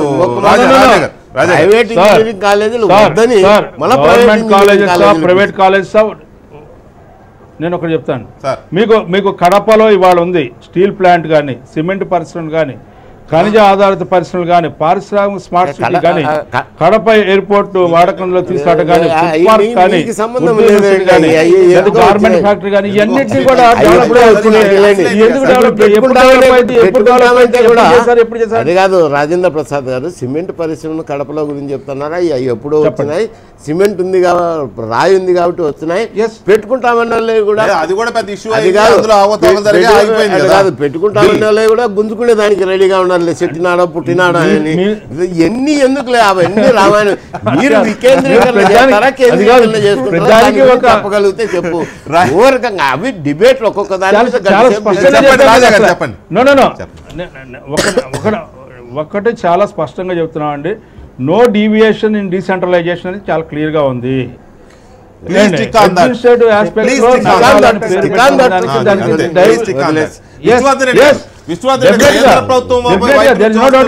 వివిధ రకాల సంస్థలు కానీ లేకపోతే పరిశ్రమలు కానీ ఎంతసేపు మేజర్ సిటీస్ దగ్గరలోనే ఉన్నాయి, ఇంటీరియర్స్ వైపు వెళ్ళడం లేదు అనే విమర్శ ఎంతవరకు మనం పరిగణలోకి తీసుకోవచ్చు? విశ్వనాథన్ రెడ్డి గారు. లేదు వెంకటకృష్ణ గారు, మీరు ఈ విషయంలో ఎగ్జామ్షన్ ఇవ్వాలి. ఎందుకంటే కేంద్రాన్ని కాబట్టి కాదు మీరు వినండి ఒక నిమిషం. అనంతపూర్ లో IASR ఇనాగ్రేషన్ జరిగింది, అనంతపూర్ లో BHEL ఇనాగ్రేషన్ జరిగింది. రెండు ప్రతిష్టాత్మకమైనటువంటి కేంద్ర సంస్థలు వచ్చాయి. ఒకటి తిరుపతిలో ఒక ఇనాగ్రేషన్ జరిగింది, మీ అందరికి కూడా తెలుసు. మూడోది ఈరోజు తాడేపల్లిగూడెంలో ఒకటి జరిగింది. తర్వాత మన ఎయిమ్స్ సంబంధించి మీకు తెలుసు విజయవాడ కేంద్రం జరుగుతుంది, విశాఖపట్నంలో ఒకటి జరిగింది. అయితే 100 రూపాయలు భారతీయ జనతా నేషనల్ హైవే దగ్గరగా ఉన్నాయని చెప్తారండి. ఒక్క నిమిషం కాదు, మీరే ఇచ్చారు ఇప్పుడు అక్కడ పోతున్నాయి. ఇక్కడ recruitment all India selections all India వచ్చింది ఏముంది, తిరుపతి వాళ్ళు పాలు పెరుగు చెప్పండి. వెంకటేశ్వర గారు, మా వెంకయ్యనాయుడు గారు నిన్న ఒక చాలా టీవీలకు చాలా పత్రికలకు కీలకమైనటువంటి ఇంటర్వ్యూ ఇచ్చే సందర్భంలో రాష్ట్ర ప్రభుత్వానికి ఒక నిర్మాణాత్మకంగా సూచన ఇచ్చారు. మళ్ళా మీరు రాష్ట్ర ప్రభుత్వం చేసేటువంటి అభివృద్ధి విషయంలో వికేంద్రీకరణ అనేటువంటిది కొంత లోపిస్తుంది, మీరు దాని విషయంలో జాగ్రత్త పడండి అని చెప్పి రాష్ట్ర ప్రభుత్వం ఒక్క నిమిషం నిన్న అన్నారు. నిన్న ఇచ్చినటువంటి ఇంటర్వ్యూలో మీరు అభివృద్ధి విషయంలో మాత్రం వికేంద్రీకరణ జరగకపోతే సమస్యలు ఉత్పన్నమవుతాయి, మీరు ఆ విషయంలో జాగ్రత్త పడండి అని చెప్పి ఆయన కూడా గుర్తించినట్టు స్పష్టంగా కనపడుతుంది. వెంకటకృష్ణ ఒకటి ఏదేమైనా కూడా ఈ రోజు ఆంధ్రప్రదేశ్ అభివృద్ధికి సంబంధించినటువంటి విషయంలో ఇప్పటికీ మునిగిపోయింది ఏమి లేదు. ఇంకా 15-16 మాసాలే ఇనిషియల్ స్టేజ్ లో ఉన్నాయి, ప్రణాళిక దశలో ఉన్నాయి. కాబట్టి కొంచెం మీలాంటి వ్యక్తులు చెప్పేటువంటి సూచనలు కావచ్చు, లేకపోతే ప్రతిపక్షాలు ఇచ్చే సూచనలు కావచ్చు, లేకపోతే ప్రభుత్వంలో ఉన్నటువంటి పెద్దలు కావచ్చు, కొత్త సమస్యలు ఉత్పన్నం కాకోకుండా ఈ రోజు మన సాంకేతిక పరిజ్ఞానము అందుబాటులో ఉంది. అనేక జిల్లాలు ఏ రకంగా అభివృద్ధి వెనుకబడి ఉన్నాయనేటువంటిది ఇప్పుడు మీరు మాట్లాడినట్టు చర్చలకు మనకు కనపడుతున్నాయి. కాబట్టి ప్రభుత్వం మళ్ళా చేతులు కాల్చుకుని ఆకులు పట్టుకునేటువంటి చందంగా మళ్ళా బాధపడేటువంటి కంటే ఈ రోజు రాయలసీమ ప్రాంతంలో నీళ్లకు సంబంధించి నాకంటే పెద్దగా ఎత్తున మైసూరారెడ్డి గారు చెప్పారు. ఈ రోజు రాయలసీమలో 200 టీఎంసీలు నీళ్లు వస్తే తప్ప మేము బతికేదానికి అవకాశం లేదు. వ్యవసాయానికి కాదు వెంకటకృష్ణ గారు, తాగడానికి నీళ్లకు సంబంధించినటువంటి విషయంలో. కాబట్టి అభివృద్ధి అనేటువంటిది ఏంటంటే ఇప్పుడు హైదరాబాద్ చుట్టూ ఏ రకంగా 3 జిల్లాలు అభివృద్ధి చెందినాయో, వరంగల్ గానీ, కరీంనగర్ గానీ, లేదా ఆదిలాబాద్ గానీ అభివృద్ధి చెందలేదు. ఈ రోజు క్యాపిటల్ చుట్టూ కూడా ఆల్రెడీ అభివృద్ధి చెందినటువంటి ప్రాంతం గతంలోనే. ఈ రోజు కూడా క్యాపిటల్ వచ్చిందంటే ఆటోమేటిక్ గా ఇండస్ట్రీలు గానీ, డబ్బులు పెట్టేవాళ్ళు గానీ వస్తారు. శ్రీకాకుళం గానీ, అనంతపురం గానీ, కడప గానీ, లేదా కర్నూలు గానీ రారు. విష్ణు గారు ఒక్క నిమిషం, మొత్తంగా ఈ విభజన తర్వాత జరుగుతున్న అభివృద్ధి రాజేంద్ర ప్రసాద్ గారు గుర్తించాల్సింది వాళ్ళ పార్ట్నరే విష్ణువర్ధన్ రెడ్డి గారు, బీజేపీ పార్ట్నరే వెంకయ్య నాయుడు. వాళ్ళ రాజకీయాలు ఏమున్నాయో మీరు చేతులు కాల్చుకోవచ్చు. విష్ణువర్ధన్ రెడ్డి గారి రాజకీయాలు బీజేపీ రాజకీయాలు, రాయలసీమ రాజకీయాలు తెలియదు. కాదు పార్ట్నర్సే. మీరు లేకపోతే ఇంకా ఇబ్బందులు పడతారని గుర్తు చేస్తున్నారు. బీజేపీ రాయలసీమలో ప్రత్యేకంగా కొంత చేస్తుంది, వీళ్ళు ప్రతినిధి వర్గంగా ఇచ్చి వచ్చారు. మనం పదే హైదరాబాద్ అంటాను ఒకటి గుర్తుపెట్టుకోవాలి. హైదరాబాద్ 400 ఏళ్ల నగరం, నవాబుల్ నగరం. అక్కడి నుంచి ఒక పద్ధతిలో అది అనేక పరిణామాల తర్వాత వచ్చింది. కానీ ఇక్కడ అమరావతిలో చాలా ప్రణాళికాబద్ధమైన కేంద్రీకరణ జరుగుతుంది. హైదరాబాద్ లో అనేక దశల వారీగా జరిగింది. కాబట్టి దాని నుంచి విపరీత కేంద్రీకరణ కాదు, వికేంద్రీకరణ జరుగుతుందన్న విశ్వాసం ప్రజల్లో కలిగితే తప్ప ఈ నవ్యాంధ్రప్రదేశ్ ఇది మొదటిది. ఇక రెండో విషయము కేవలం వివరణతో కూడా కుదరదు, ఒక సవరణ లాంటిది చేసి దానికి వాళ్ళు ఎలాగైతే టేబుల్ గా బాక్సులుగా కట్టి రాశారు ఏ జిల్లాకి ఏంటి అనేది. అలా వస్తే అంటే ఏం లేదండి రాజేంద్ర ప్రసాద్ గారు, దయచేసి మీరు కానీ ఎవరైనా అర్థం చేసుకోవాల్సింది ఇలాంటి చర్చలు లేకపోతే ఇలాంటి విశ్లేషణ చేసినంత మాత్రాన ఏదో అమరావతిని చూసి ఏడు చేస్తున్నారు లేదా కడుపు మంటతో వీళ్ళు మాట్లాడుతున్నారు ఇలాంటి కాకుండా ఓవరాల్ ఆంధ్రప్రదేశ్ అంతా అమరావతి లాగా ఉండాలి అనే కాన్సెప్ట్ తప్ప అమరావతి కాకూడదని రవి గారు చెప్తూ ఉంటారు, అమరావతి అని. సో అట్లా కాకూడదని. Anyway thank you very much. అయితే మొత్తంగా ఈ వస్తున్న వార్తల మీద అభివృద్ధి కేంద్రీకరణ వికేంద్రీకరణ అనే దాని మీద ప్రజలు ఏమనుకుంటున్నారో ఒకసారి వాట్సాప్ రియాక్షన్స్ లో చూద్దాం. రాజధాని చుట్టూ అభివృద్ధిని ప్రోత్సహించడం అంటే మరోసారి ఇంకో హైదరాబాద్ను తయారు చేసినట్లు అవుతుంది. ఇప్పటికే మన దేశంలో చాలా రాష్ట్రాల రాజధానులే ఎక్కువగా అభివృద్ధి చెందినట్లుగా కనిపిస్తున్నాయి. హైదరాబాద్ను చూసుకున్నట్లయితే ఇంతకుముందు గత పాలకులందరూ కూడా హైదరాబాద్లోనే అన్ని రకాల అభివృద్ధిని చేసి రాష్ట్రం విడిపోయినప్పుడు దాని గురించి ఎన్నో ఇబ్బందులు పడ్డాము, అందరూ కూడా గొడవ పడ్డారు హైదరాబాద్ గురించి. అలాంటప్పుడు ఇప్పుడు కొత్తగా నిర్మించే రాజధానిలో అభివృద్ధిని జిల్లాలకు వికేంద్రించకుండా కేవలము రాజధాని చుట్టూ చేయడం అంటే ఇది ఏదో ఒక ఉద్దేశంతో రియల్ ఎస్టేట్కో లేదంటే వాళ్ళ సొంత లాభం కొరకో ఈ విధంగా చేస్తున్నట్టు కనిపిస్తుంది. మహానగర నిర్మాణానికి ప్రణాళిక, అభివృద్ధి ఏర్పాటు, చుట్టూరా నవరత్నాల పేరిట ఏర్పాటు చేస్తున్నటువంటి విధానం అత్యద్భుతంగా ఉంది. ఈ కార్యక్రమాన్ని ప్రారంభోత్సవం చేస్తున్న రాష్ట్ర ప్రభుత్వానికి హృదయపూర్వక శుభాకాంక్షలు. కేవలం అక్కడే అభివృద్ధి చెందుతున్న మిగతా ప్రాంతాల్లో అభివృద్ధి చెందాలనే అపోహను పక్కన పెట్టండి. ఎందుకంటే ఇప్పటికే తిరుపతి, తాడేపల్లిగూడెం, విశాఖపట్నం వంటి ప్రాంతాల్లో కేంద్ర ప్రభుత్వ సంస్థలు పనిచేయడం ప్రారంభించాయి. ఏపీ రాజధాని చుట్టూ అభివృద్ధి జరుగుతుంది అనే అంశాన్ని అభివృద్ధి ఫలాలు ఎవరికి దక్కుతాయి అనేటువంటి విషయం ఆధారంగా మనం చర్చించుకోవాలి.